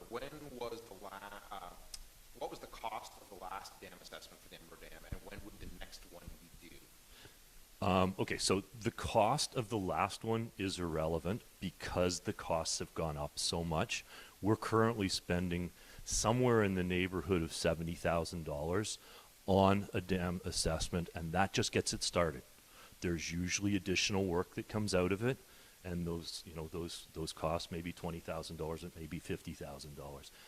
Admittedly, this dam is a smaller one than we've done recently, so it should be lower than that, but I'm not sure it would be that much lower than that. Scott pointed out that our responsibility is reassessing the risk category. But knowing the challenges that we have with this, we would want to go further than that because of the liability that we face, and take a look at some of those other deficiencies and reevaluate those. So there would be additional costs beyond the basics. So I think that probably gives you an idea of the cost, or good enough. Your other question was when. It's overdue. The last series of dam safety reviews were completed in 2007. So we're on borrowed time on that. We need to wrap this process up so that we have a clear direction. The alternative is, if we don't, we need to do that dam safety review, and we need to do it yesterday kind of thing. So follow-up then, I guess to that would be if the do-nothing option was chosen, right, we would have to do a sort of best-case scenario, no other consequences, $50,000 minimum dam review. And then when would the next one be after that? 10 years. 10 years, okay. But we're also faced with the things that don't meet the current standards. And so that's what adds up to that $200,000 cost that Scott was referring to. So we can't continue. We've been ignoring those for too long, basically, and we can't. I don't believe that the board should continue to ignore those. Anyone else? Yep. Just if I may add to that, those were done in 2007. Sure. If the provincial and federal standards that were in place in 2007 have not gotten less stringent over time. I should, just for complete transparency, we are also seeing Scott says he has no reason to believe that this risk categorization of this particular dam would increase, but we've been seeing that sort of thing, not just in our own structures. We're afraid that that's going to happen with some of our own structures, but in other ones across the province, when they already looked at it, and the hazard classification, if it jumps up, it really increases our cost to meet the standards. The standards go up from that 50-year storm up to something that is not reasonable for us to be able to pass through that structure safely. Anyone else? Another question then from me, in one of your answers, I think it was to Councillor Stewart, you said that the I can't remember exactly what you said, but the Upper Thames would like to move forward with it in 2024, but might not until 2025? So we want to be able to get going on this, to be able to plan things properly. Filing is necessary. Scott painted the picture where there's a lot of work that we could be doing with our own forces at relatively, not at no cost to the municipality, because we know that you're footing the bill for all of this stuff, but we can keep that ball rolling, and being ready for some on-the-ground implementation the following year, providing we can find the funding sources and all of that sort of legwork that we're talking about. It gives us some time to get there. Anyone else? Moved by Finch, seconded by Mitchell, that council endorse the Embro Dam Environmental Assessment Study and that UTRCA come back in the fall of 2025 with an update on the first year, and that UTRCA bring a detailed summary of the funds needed for year 2. Councillor Finch, as the mover, do you wish to speak to that? So I think, as we can see here, you started this back in 2007, so we've got lots of information. I'd like to see this going forward. I think for all of us here, it's the financial end that we're just so iffy about. So I would love to see you guys come back in 2024 or 25, whatever first year is for you, and bring us that summary of details so that we can break down and fit it into our budget. Councillor Mitchell is the second. As Councillor Finch said, this has been going on for a number of years now. A year ago we had this report. We had this report go to the board at Upper Thames. It's time to move on with the next stage, and actually start moving towards physically changing this situation. I think it's a bit of a question whether we want to do number 3 or number 4.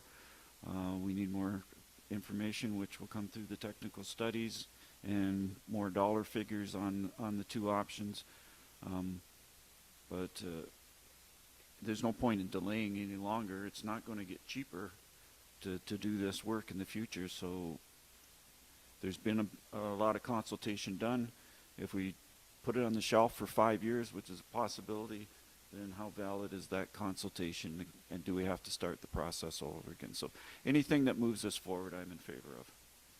Anyone else? Deputy Mayor Greg. Yeah, coming in here today, I think I was a little uncomfortable with an endorsement, knowing that that was going to lead to, some financial responsibility. I didn't feel like I had enough comparative information between the different options. I had an understanding that it had been looked at in detail. It just wasn't something in front of us. But based on the information that you've been able to provide today, and I'm glad you've had the full panel here because we've had access to some of that information. I recognize the 30,000 is not something that you can really stamp on, but knowing that that's a rough estimate of what the financial difference could be between option 3 and 4, that does help inform me in what I'm willing to endorse today. We're definitely a council that likes to keep things moving, and we like action, and so I'm grateful that that knowledge was available so that I'd be in a position that I'm happy to support today. And I would also just add that, you know, in subsequent updates and meetings, that some of us absolutely love deep diving into spreadsheets and data. So don't hesitate with sharing data, because sometimes that is what is helpful for us in being able to make this commitment today. Anyone else? I said commitment, but committing to an endorsement. Yes. Sorry, it was the wrong word. Anyone else? I'm very supportive of moving forward with this. I think one of the first questions I ever answered when I was first campaigning for municipal office was about this dam.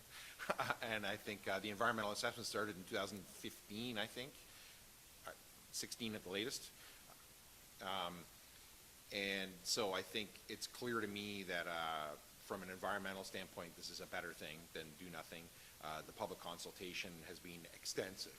I mean, well beyond what is legislatively required. I think even pre-COVID, it had already gone beyond that, post-COVID on top of that.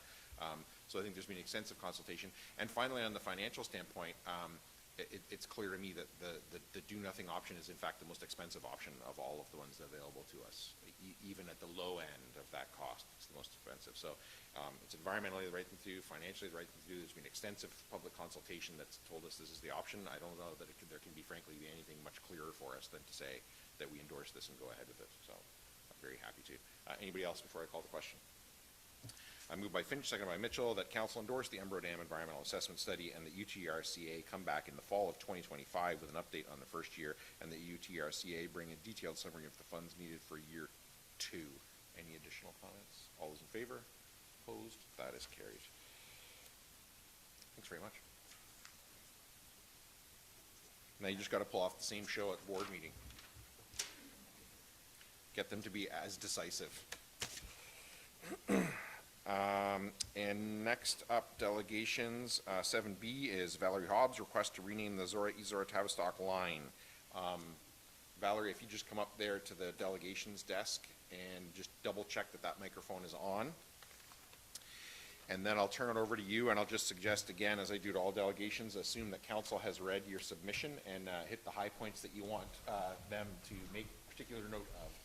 Turn it over to you. Excellent. Yeah, I will try to keep it brief here. Thank you for allowing me to provide a delegation today. My request is a renaming of the East Zorra-Tavistock line. I will be making a similar delegation to the East Zorra-Tavistock Council early in February. I am a resident of East Zorra-Tavistock, and via our farm business, Blytheberry Farms, we farm land in both Zorra and East Zorra-Tavistock Townships. The current municipal address of our home farm is 475-282 Zorra East Zorra-Tavistock line in East Zorra-Tavistock Township. Formerly the 9th line, the Zorra East Zorra-Tavistock line is a 22-kilometer road that separates the two townships. I believe it was renamed at the time that emergency numbers were issued for all Oxford properties, which was over 20 years ago. And why I'm here today, in late December of this year, I contacted Execulink to arrange a fiber installation at the farm. I was so excited, we finally got fiber to our rural business. However, when I called them, to my dismay, despite already having wireless service with Execulink, and despite my assurances that I had seen their crews installing fiber in front of our farm, Execulink staff could not locate our farm in the address in their system. And after a 20-minute phone call, they said, "Don't call us, we'll call you." I did in fact resolve it. We are getting internet, but this is a scenario that has played out time and time again for residents and businesses that are located on the Zorra East Zorra-Tavistock line. In December, I created a petition through change.org online. It was signed, I think it was a roaring signatures of 107 signatures in a short period of time. I included that petition in the package. I won't read it here today, but I just wanted to share a few of the comments that I received both from the petition online as well as people contacting me by phone and email. Comments were, the name is too long and services cannot find it. Another said, name is confusing, emergency services were lost just this past weekend for an accident on the corner of the 9th and Tollgate Road. So another person said, safety concerns, time is crucial in an emergency situation, distinction is important. I had a neighbor call to report that his address is so long that it has to be abbreviated on his driver's license. And another who knew I was coming to council said, would emphasize to council the difficulty we have over the phone explaining our road name and how long it takes to get through to people on the other end. This could be an issue if trying to get emergency services when precious seconds matter. So that's all I had to say today. My request would be that Zorra Council would work with the East Zorra-Tavistock Township to rename the road to really any other short, distinct name. Thank you. I'd be happy to answer any questions if anybody had any. Thanks, Valerie. Questions from council? Councillor Mitchell. First of all, thanks for taking the initiative to bring this issue up. It's easy just to complain about things for years and years, but it takes some work to actually do what you've done and what you're doing. So my question is, in your talking to people and in the collecting these names, was there any one or two, maybe three names that people said we would prefer that it's called this? My understanding is ninth line must not be an option, or that's my assumption, was that ninth, because for 200 years it was the ninth line, so I assume that there was some reason the ninth line wasn't suitable. Likely that there's a ninth line somewhere else either in one of the townships. So the obvious, I did have someone comment that, so our 911 numbers start with 47. So 47th line, if it was available, I think that would be low-hanging fruit of support for an easy, simple name. Anyone else? Yeah, I put a call into Canada Post because just in case someone was, for whatever reason, not in support of this and not willing to go through the address changes that would come with it. I never got a call back in time for this meeting, but what I believe I got as an answer, unconfirmed talking to a rep, was that there was forwarding of mail for a better part of a year, was her guess.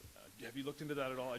I think as a transition, it could be difficult for some people. I just wanted to see. I should maybe comment that I have had zero negative comments, and no one with concerns. Everybody says, yes, let's do this. To give you background on the Canada Post situation, strangely for the last 20 years, Canada Post has still said we were the ninth line. So, and then sometimes you get mail return because Canada Post still said you're the ninth line. Someone independent of me clarified that with Canada Post just in December. So actually, if you do go online now with Canada Post, it does say Zorra East Zorra-Tavistock line. There are businesses on the Zorra East Zorra-Tavistock line, but I think everyone would be. My perspective is that people would think that was a very minor cost compared to the daily continued grief of the current address. Thanks. Anyone else? Questions for the delegation? I do have a motion here, moved by Greg. Thank you, Valerie, by the way. Sorry. Moved by Greg, seconded by Finch, that council direct staff to undertake consultation with residents of Zorra East Zorra-Tavistock line, as well as emergency services, to solicit feedback and concerns related to potential name change, and that Zorra collaborate with East Zorra-Tavistock staff, and that staff bring back a report to council fall 2024. Deputy Mayor Grigg, as the mover, do you wish to speak to that? Yes, please. So as Councilor Mitchell said, it's really easy to grumble about things and do nothing about it. You're doing the process, and this is how we can explore if change is viable and if there would be only positive outcome from this or potential negative side effects or whatnot. So having said that, it is process, and process takes time, but I think in order to do to evaluate this properly, it is going to take some time, and then hopefully at the end of it where the decision arrives will be the right thing for everyone that's impacted.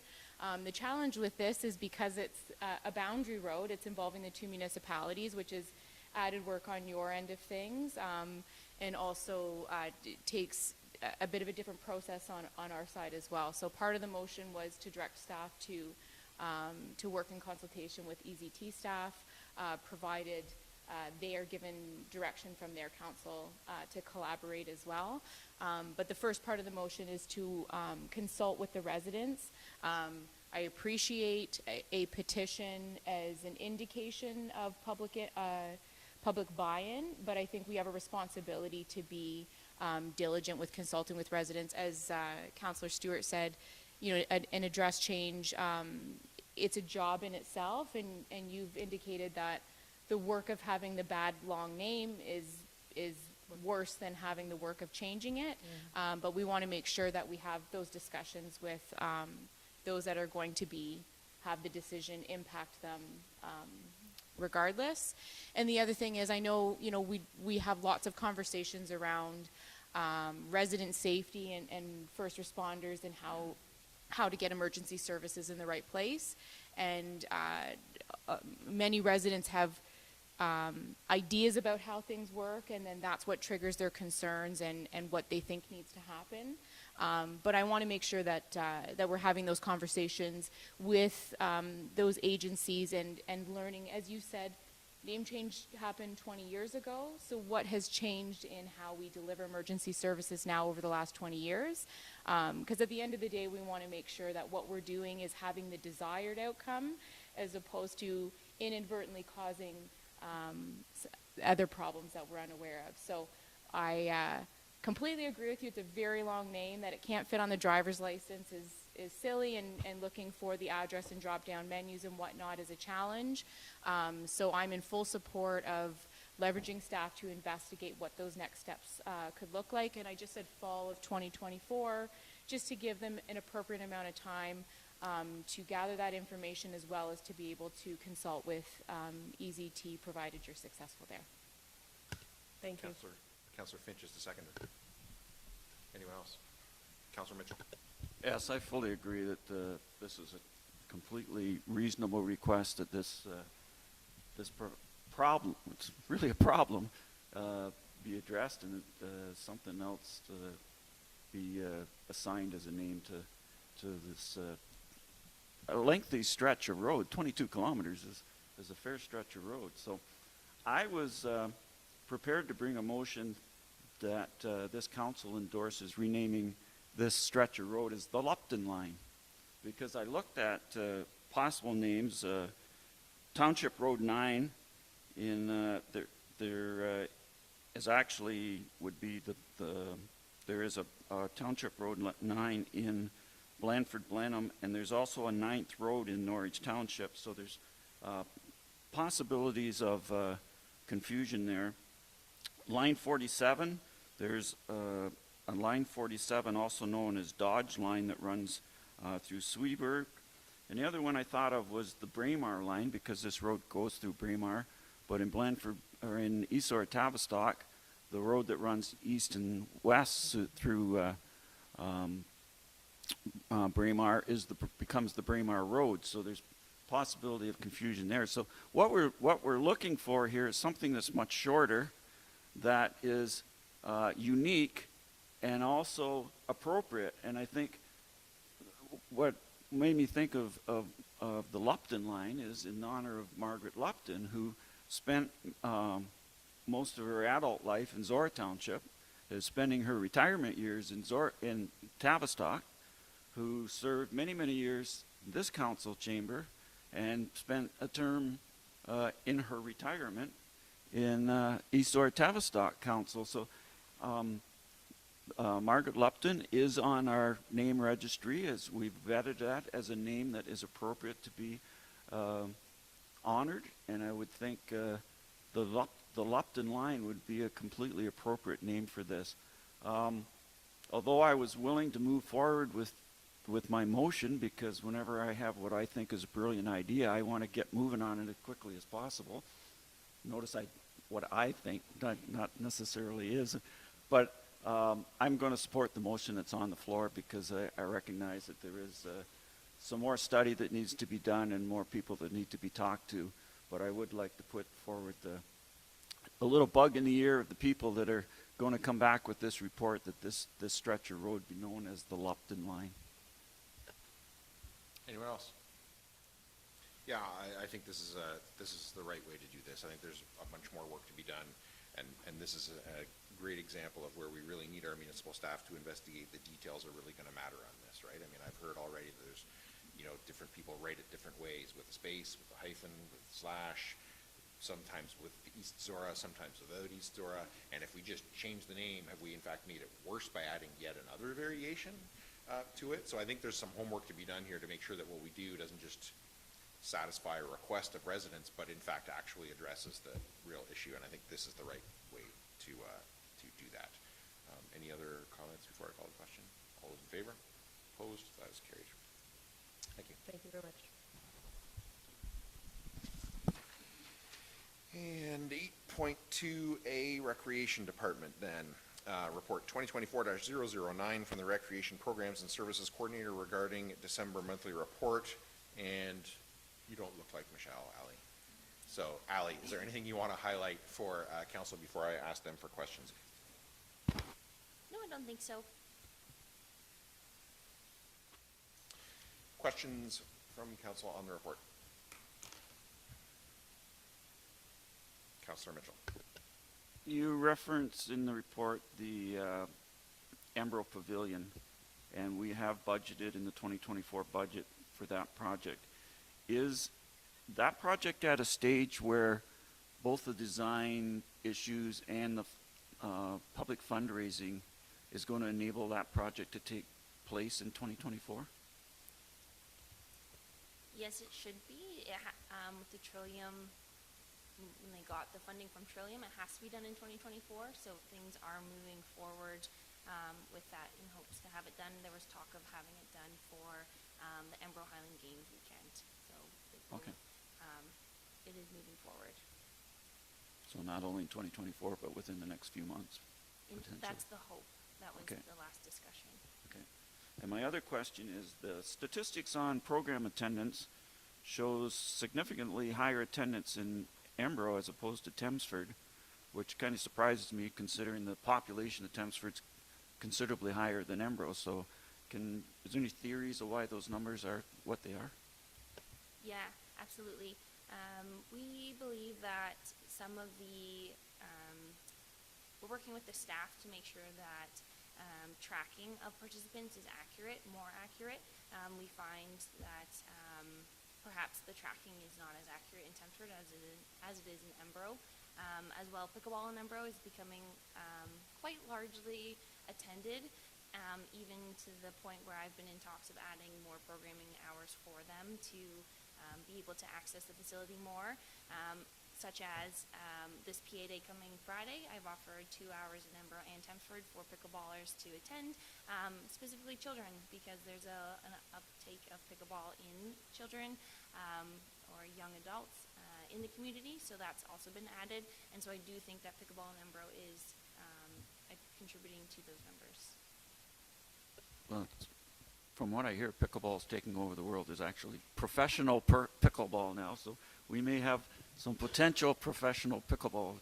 But I appreciate the effort to gather more accurate data, because we make decisions on what we're going to spend money on in recreation partially based on participation rates, and so the more important that we get accurate data on that. So thank you.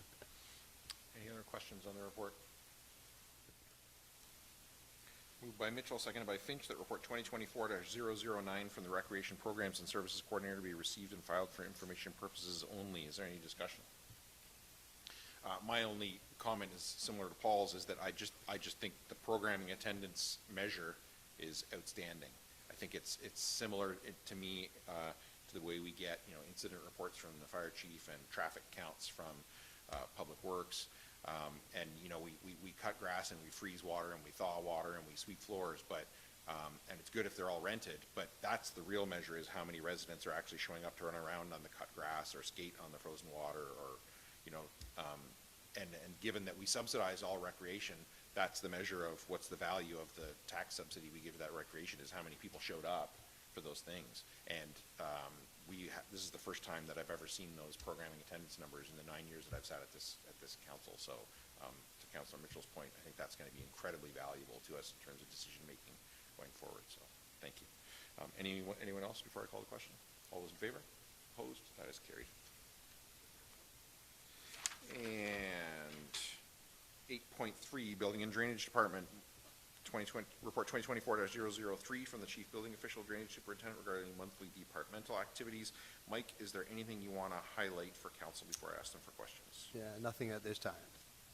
Questions from council on the report? Moved by Finch, seconded by Mitchell, that Report 2024-003 from the Chief Building Official, Drainage Superintendent be received and filed for information purposes only. Is there any discussion? Just happy to see the ARU thing on there. I know there weren't any this month, but nice to see that it's being tracked. Anyone else? All those in favor? Opposed? That is carried. And 8.4, Public Works Department, Report 2024-004 from the Director of Public Works regarding a Public Works monthly departmental report. A little bit of redundant wording there. Steve, is there anything you want to highlight for council before I ask them for questions? No, nothing to highlight. Questions from council on the report? Councilor Mitchell. Steve, this last few days is the first chance you've had real snow and winter control work to do since you got into the ZMF and you combined the two shops into one crew. Any pleasant surprises and any lessons learned in the last few days? No, all the staff sat down and looked at all their routes, and we made some significant changes to some of the routes, especially heading over towards the Embro area. So there wasn't so much double traffic, and so they kind of split up in that one spot and capture as many roads on their way to and from their routes. So things went really, really smoothly. We're making few small changes, and just the staff are finding efficiencies in how they're doing the routes as the more they do them, and things have been working pretty well. So. And you did mention in our conversation about the ZMF itself has performed well in the colder weather. Yeah, the building itself is doing well. This is a good test this week. We've got our first good cold snap and some wind to really measure how well the heat system's going to keep up, especially when the equipment all comes in and out, and especially comes in at night cold and froze up. But it's been maintaining sufficient heat. Equipment's been drying off, and it's been, touch wood, working really well. And probably easier to start in the morning. Yes, absolutely. Okay, thanks. Anyone else? Questions on the report? I had the same question as Councilor Mitchell, so I'm not going to ask it again. Moved by Mitchell, seconded by Finch, that Report 2024-004 from the Director of Public Works be received and filed for information purposes only. Any discussion? All those in favor? Opposed? That is carried. And 8.5, Finance Department, Report 2024-010 from the Director of Finance regarding excluded expenses in the 2024 budget, Ontario Regulation 284-09. Diane, is there anything you want to highlight for council? No. Questions from council? Councilor Mitchell. Diane, I have two real inside baseball questions for you. First of all, the budgets I've been involved in, Zorra budgets and Upper Thames budgets, there's two big differences in that Upper Thames does include amortization costs in their budgeting, and the Upper Thames is allowed to bring in a deficit budget, which we can't. Is the difference between those two budgeting processes entirely because the conservation authorities and municipalities work under different legislation, or is there more to it behind the scenes? That's correct. Municipalities follow the act, the municipalities, so we differ there. Municipalities are not allowed to carry a deficit, and it must be a balanced budget. Municipalities have just started recording amortizations when PSAP for our asset management came into place, so this is just a housekeeping process. My other question is, on page 5 of your report, it shows that we have a healthy 474,000 surplus after exclusions. If that number was 100,000 or 200,000, or even worse, a deficit number, would that be cause for concern as far as our financial stability? The concern would be based on the financial statements, reporting in the financial statements, because we would be showing a loss at that time, which then could affect our borrowing capabilities with our financial institutes. So this number shows that we are, even though in our budgeting process we don't account for amortization, we still are healthy in that we are factoring in replacement of things. That's correct. Anyone else? Moved by Stewart, seconded by Grigg.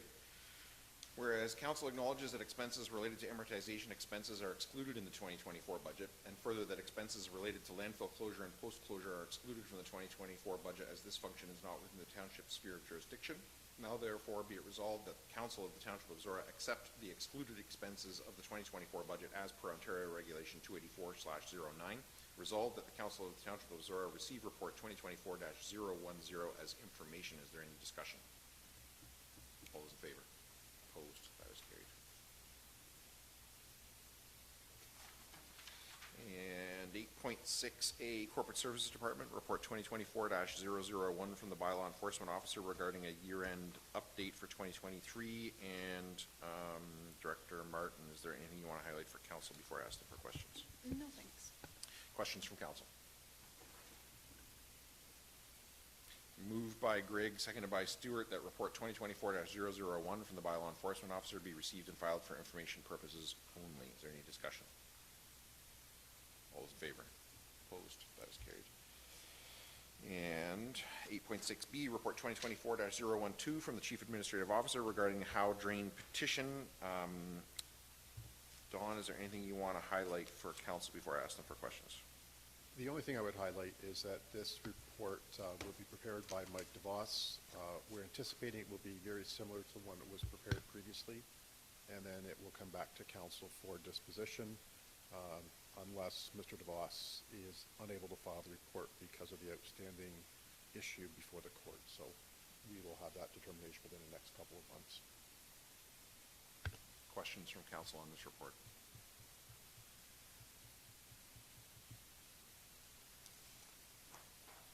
Moved by Stewart, seconded by Grigg, that council receive and adopt the drainage petition submitted by Gord Howe under Section 4 of the Drainage Act RSO 1990 relating to property located at part of Lot 1, Concession 5, West Zorra, on the north side of Oxford County Road 2, and that council appoint MP DeVos of Spreet Associates London Limited as engineer to review and prepare a report for lands in part of Lot 1, Concession 5, West Zorra. Is there any discussion? All those in favor? Opposed? That is carried. And 8.6C, report 2023-163 from the Director of Corporate Services regarding Zorra Now update. And Karen, is there anything you want to highlight for council before I ask them for questions? No, thanks. Questions from council on the report? Councilor Mitchell. 4 questions, Karen. First of all,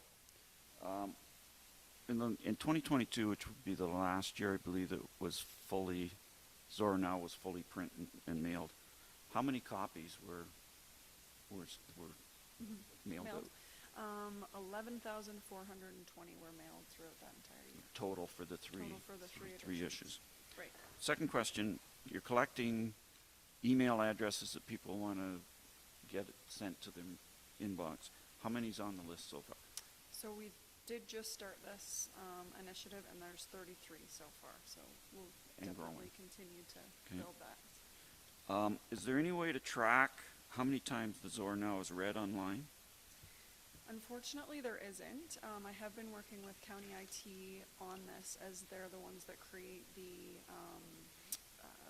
electronic format of the Zorra Now, the flipping book.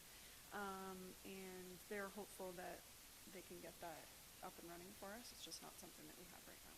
Okay. And my last question is, of the 400 that have been printed, I think last 2 issues, what kind of uptake are they just sitting around, or are people actually taking them home? As far as we can tell, they're being picked up. We still do have about 100 left of the fall publication that just went out.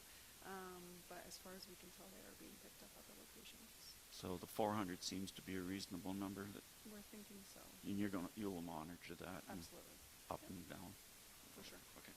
That's my questions. Thanks. Anyone else?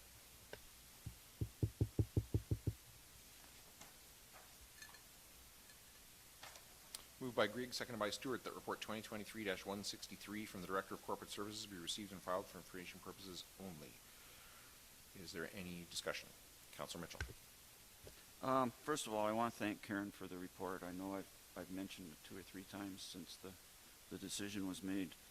Zorra Now is a quality product. I think it provides lots of useful information, not only about township services, contact information, safety tips, and other community organizations have an opportunity to provide information in there. And one thing that I advocated for and I'm a big fan of is the feature article that Stu Slater puts in each issue. I was a bit caught off guard by the staff decision to go fully digital. And I don't know if other council members were aware of that. I wasn't, and it's always a little bit embarrassing when you find out from the public that something's happened that I wasn't aware of. But in light of the information, especially in this report, I think it was a very good decision when you compare the cost at either $1,500 a year or $30,000 a year. It's not hard to decide which way to go. And some of the points that were made in the report, as far as the ability to edit and change whether it was incorrect information in the first place or something that changes over the course of the 4 months, is a big advantage. And I think there is comparable access to the public who actually want to read this. If people want to read Zorra Now, and they can get on the mailing list or they can go online, if people are interested in it, that it is accessible to most people. And I think the compromise of printing 400 for people that either don't want to read it online or don't have, for whatever reason, the ability to read it online, I think that is a very acceptable compromise. I don't think it will get the same reach to every household that the printed one did. But on the other hand, we have, if we get the ability to know how many people are actually reading it online and how much uptake, we can tailor how much staff resources go into making this, because I know it wasn't in the report, but there are hours and hours of staff work that goes into producing this and making it the quality thing it is. And my last point is, sure, previously it went to every household, but we had no idea how many of these went directly to the recycle box. Those of us that have a stake in the township, we read it cover to cover, but I imagine a lot of people did. So, thank you for the report. I'm glad to clarify some misunderstandings of what happened with Zorra Now, and thank you for all the work that staff have put into it over the years. Anyone else? Yeah, I think I largely agree with your comments. I think whenever there's a change, we all tend to focus on what we're losing as a result of the change. I would point out there is one thing that we're gaining as a result of this change, and some of the people who've spoken to me about Zorra Now and how much they value it, one of the things that they have complained to me about while advocating that they get the paper copy is that sometimes there are events that happen that they were not notified of in the Zorra Now, and I have to point out that there is a long lead time to physically, print it and distribute it, but also to compile it and put it together and submit it before it can be printed and distributed. And a lot of time those events come up, or the clarity on those events come up after that deadline. Whereas if it's electronic, there's at least the potential for that window to be shortened and more timely things to be in the Zorra Now before it's published. And or frankly, and not want to put more work on staff, but it could even be updated after it was printed if something happened, because it's electronic. So I think there's advantages and disadvantages to everything. In this case, I think there are the advantages outweigh the disadvantages. I also think, frankly, 50 years from now, a council sitting here will be like, you know, one day this thing was paper and we used to put it in the mail and send it out. I'm not suggesting that we're at the point of absurdity with that now, but I think there is an element of, if this is where this is going, then let's weigh the pros and cons the way this report does and make a decision that's future looking. And again, there's going to be copies, printed copies available in places that people go, and they can get the printed copy if they want. So save money. They can still get the printed one if they want. The online one may be more updated. I think this is a good thing to do. So, anyone else before I call the question? All those in favor? Opposed? That is carried. And correspondence requiring direction, 9A, correspondence from Association of Municipalities of Ontario regarding policy update, social and economic prosperity review, and I do have a motion here from Deputy Mayor Grigg. If there's any questions first before I read that motion, I'll read the motion. Moved by Grigg, seconded by Stewart, whereas current provincial municipal fiscal arrangements are undermining Ontario's economic prosperity and quality of life, whereas nearly a third of municipal spending in Ontario is for services in areas of provincial responsibility and expenditures are outpacing provincial contributions by nearly $4 billion a year, whereas municipal revenues such as property taxes do not grow with the economy or inflation, whereas unprecedented population and housing growth will require significant investments in municipal infrastructure, whereas municipalities are being asked to take on complex health and social challenges like homelessness, supporting asylum seekers, and addressing the mental health and addiction crises, whereas inflation, rising interest rates, and provincial policy decisions are sharply constraining municipal fiscal capacity, whereas property taxpayers, including people on fixed incomes and small businesses, can't afford to subsidize income redistribution programs for those most in need, whereas the province can and should invest more in the prosperity of communities, whereas municipalities and the provincial government have a strong history of collaboration. Therefore, be it resolved that the province of Ontario commit to undertaking with the Association of Municipalities of Ontario a comprehensive social and economic prosperity review to promote the stability and sustainability of municipal finances across Ontario. Deputy Mayor Grigg is the mover. Do you wish to speak to that? There's pros and cons to a long motion. This was a motion drafted by AMO. Con, can the mayor get through it without yawning, which I think you actually did. But the pro... The pro is that it really outlines well what it is that this advocacy is looking to accomplish. I think we've had lots of conversations around this table, and I know at the county about some of the advocacy that is needed, and some of that is really siloed. And so this type of broad review, when we're facing the weight of the challenges that our communities are experiencing within the province, and a lot of them under municipal responsibility but provincial jurisdiction. Early in our previous term of council, the province undertook a review of the structure of our two-tiered municipality, as well as some others, to look for, efficiencies in service delivery.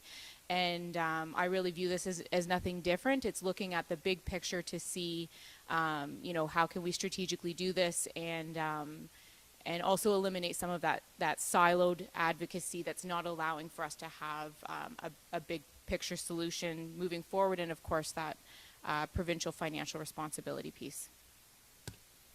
Councillor Stewart is the seconder. Anyone else? Councillor Mitchell. Yes, I support the motion.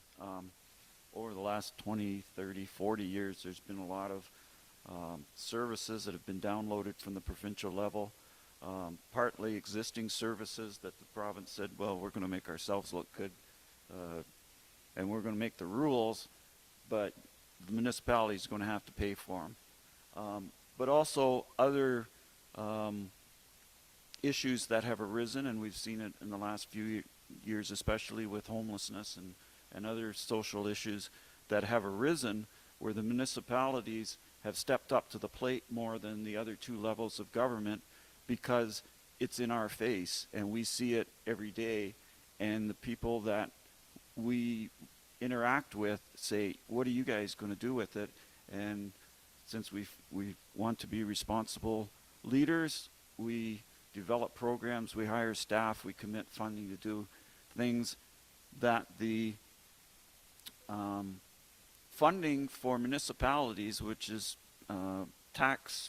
property tax based, was never designed to fund. So in order to fund these new programs, we have to perhaps take money away from infrastructure and other things that were traditionally municipal issues when Canada was set up 150 plus years ago. So we've got to a point, where a breaking point, I think, where we need the province to not only make the rules, but fund these things. And so I support the motion and AMO's objectives to get that conversation going and hopefully make some changes. Anyone else? Yeah, in addition to Councillor Mitchell's comments, I would say the other reality, in addition to municipalities stepping up to address some of these things, the other reality is that when homelessness, mental health, and addiction aren't addressed by what in my opinion is the most appropriate agencies, which would be Ministry of Municipal Affairs and Housing and Ministry of Health, the reality is that whether municipalities intend to step up or not, we do. We end up stepping up through police, fire, and ambulance calls. That says nothing about the single taxpayer costs of court costs, prisons, and hospitals. So there's a bill to be paid regardless of whether we consciously choose to pay it or not. And that bill, whether we choose to do it or choose not to do it, disproportionately falls at the end of the day on municipalities. The City of Toronto just got a new deal from the Ford government. I'm not sure if everybody noted that, but it was $1.2 billion in provincial operating supports for transportation and homelessness response, and $7.6 billion in capital relief for transportation and debt financing. So, you know, those are admirable goals. They're real things. And well done to Mayor Chow for achieving such a deal with the province, but they're not unique problems to the City of Toronto. I did some rough back-of-the-envelope calculations. So if the Toronto deal is $8.8 billion over 3 years for 3 million people, that's $1,000 per person per year from the province.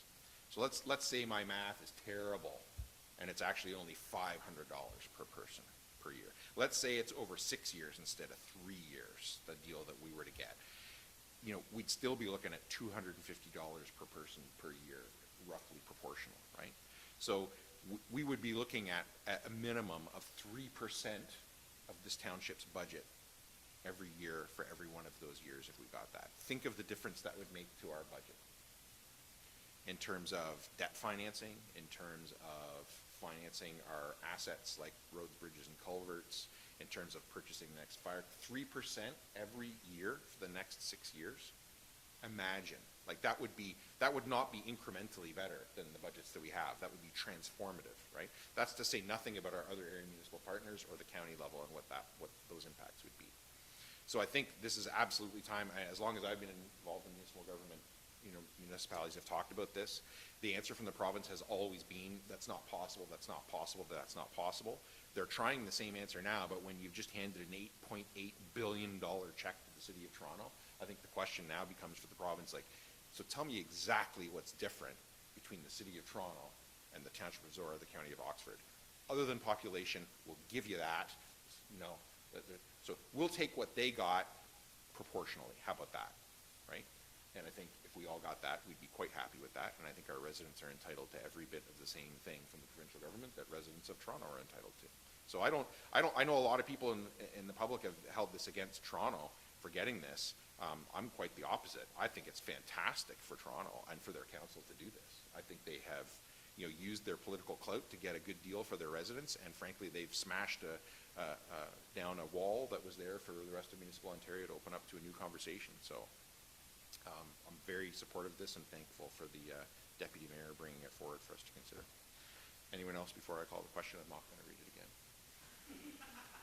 All those in favor? Opposed? That is carried.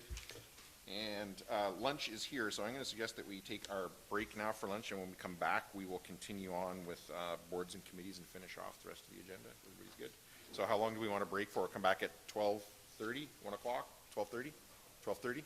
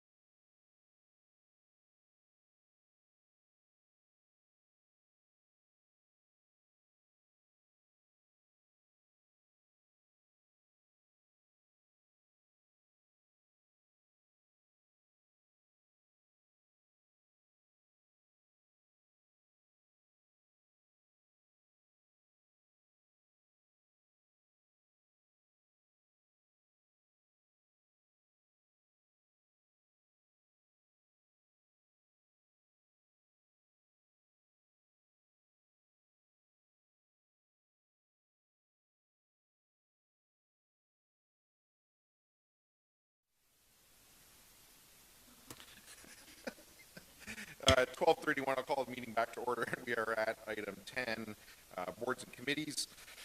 A and B, Zorra Multi-Use Courts Committee. I have a motion here to receive and file, sorry, I guess it's just A. Is it just A? Yeah, sorry, just A. I have a motion here to receive and file A. Does anybody want to do anything different with that before I read that? Moved by Stewart, seconded by Grigg, that item 10A be received and filed for information purposes only. Is there any discussion? All those in favor? Opposed? That is carried.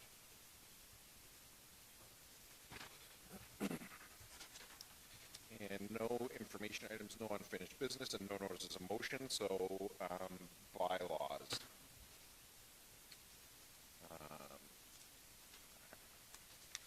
Moved by Grigg, seconded by Stewart, that bylaws 124, 224, and 324 be taken as read a first, second, and third time and finally passed, and further that the mayor and clerk are hereby authorized to sign the same and affix the corporate seal thereto. Is there any discussion? All those in favor? Opposed? That is carried. And moved by Stewart, seconded by Grigg, that bylaw 424 be taken as read a first and second time. Is there any discussion? All those in favor? Opposed? That is carried. And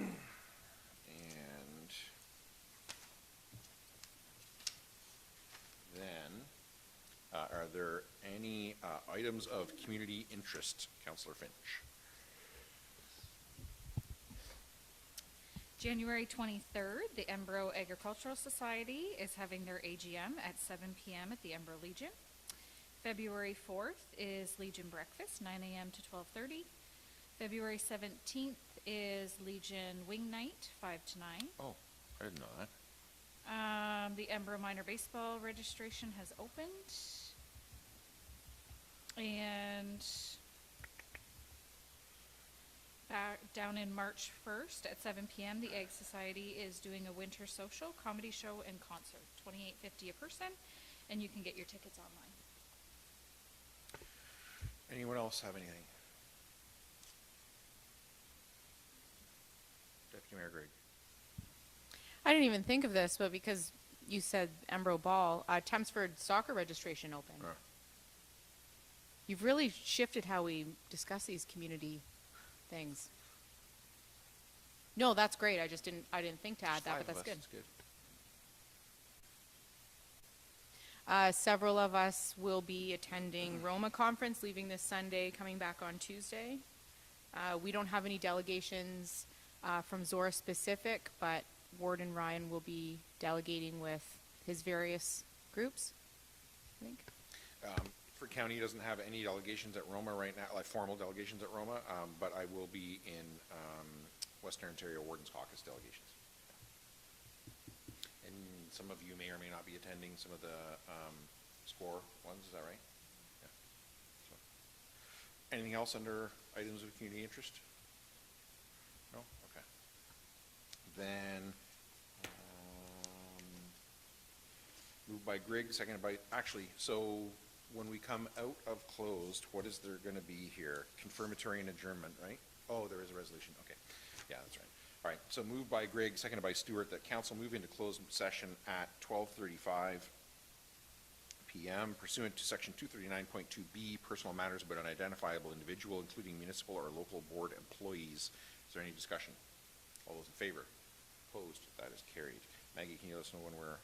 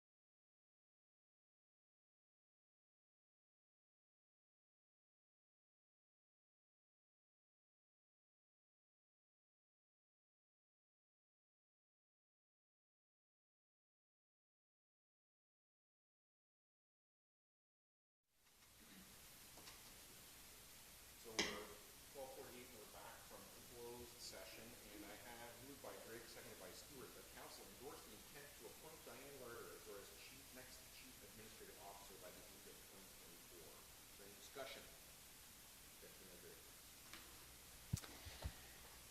So with the recent announcement of Don McLeod's retirement, I think we've all been thinking about his long career and many contributions in municipal government. With this long advance notice, he has given us the ability to navigate the transition as smoothly and productively and intentionally as possible. So it's quite impressive that we're even looking at replacement for this vital role so far in advance. This is not the time to speak of all of Don's contributions. That time will come, but I do think it's important to recognize his role in creating the work culture in Zorra Township and the ability to attract the talent of Diane Larder as our Director of Finance. While Zorra has managed finances in the past well, it was under Diane that we started looking bigger picture, longer term, and with more creativity in how we conduct the business of the township. Her ideas are ever flowing in her role as Director of Finance, and it has been exciting both to see what she brings to the senior management team as well as council, as well as gain valuable insight when bringing our ideas to her and getting her feedback. We have a staff team here that has a huge responsibility. And the best thing for us as politicians is to be able to come in here, ask for information from their expertise, set policy, and walk away. We are only able to do this with excellent staff, and that is reliant on excellent leadership. None of this is intended to be feel-good conversation around Diane and the impact she has on the township. These are just black and white facts from me. I am confident that Zorra will be best served under the leadership of Diane in new ways, in different ways, and that is a good thing that I'm looking forward to. So I will be in support of moving forward with negotiations to appoint Diane as our CAO at some point in the future. Anyone else? Now, I am not okay with this. I am very happy with this. I think I've said to council and residents many times that to me the most important thing is for all of us, staff included, but especially for council, to think about the time that we're not in the chair and that somebody is there afterwards, and that that's the most important thing we do is think about the decisions that previous councils have made that affect the decision, the availability of decisions that this council has. And so we should always be making those decisions that that benefit the municipality in the longest term possible and know where we're going, and that'll inform the decisions we make in the short term. And I think from my point of view, as a member of this council and the time that I've served here, and I agree with the Deputy Mayor, like there'll be plenty of time to talk about Dawn at another day.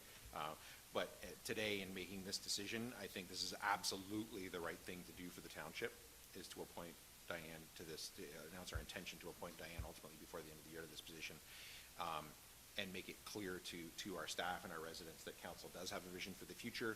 We have planned for it. We're ready to do it.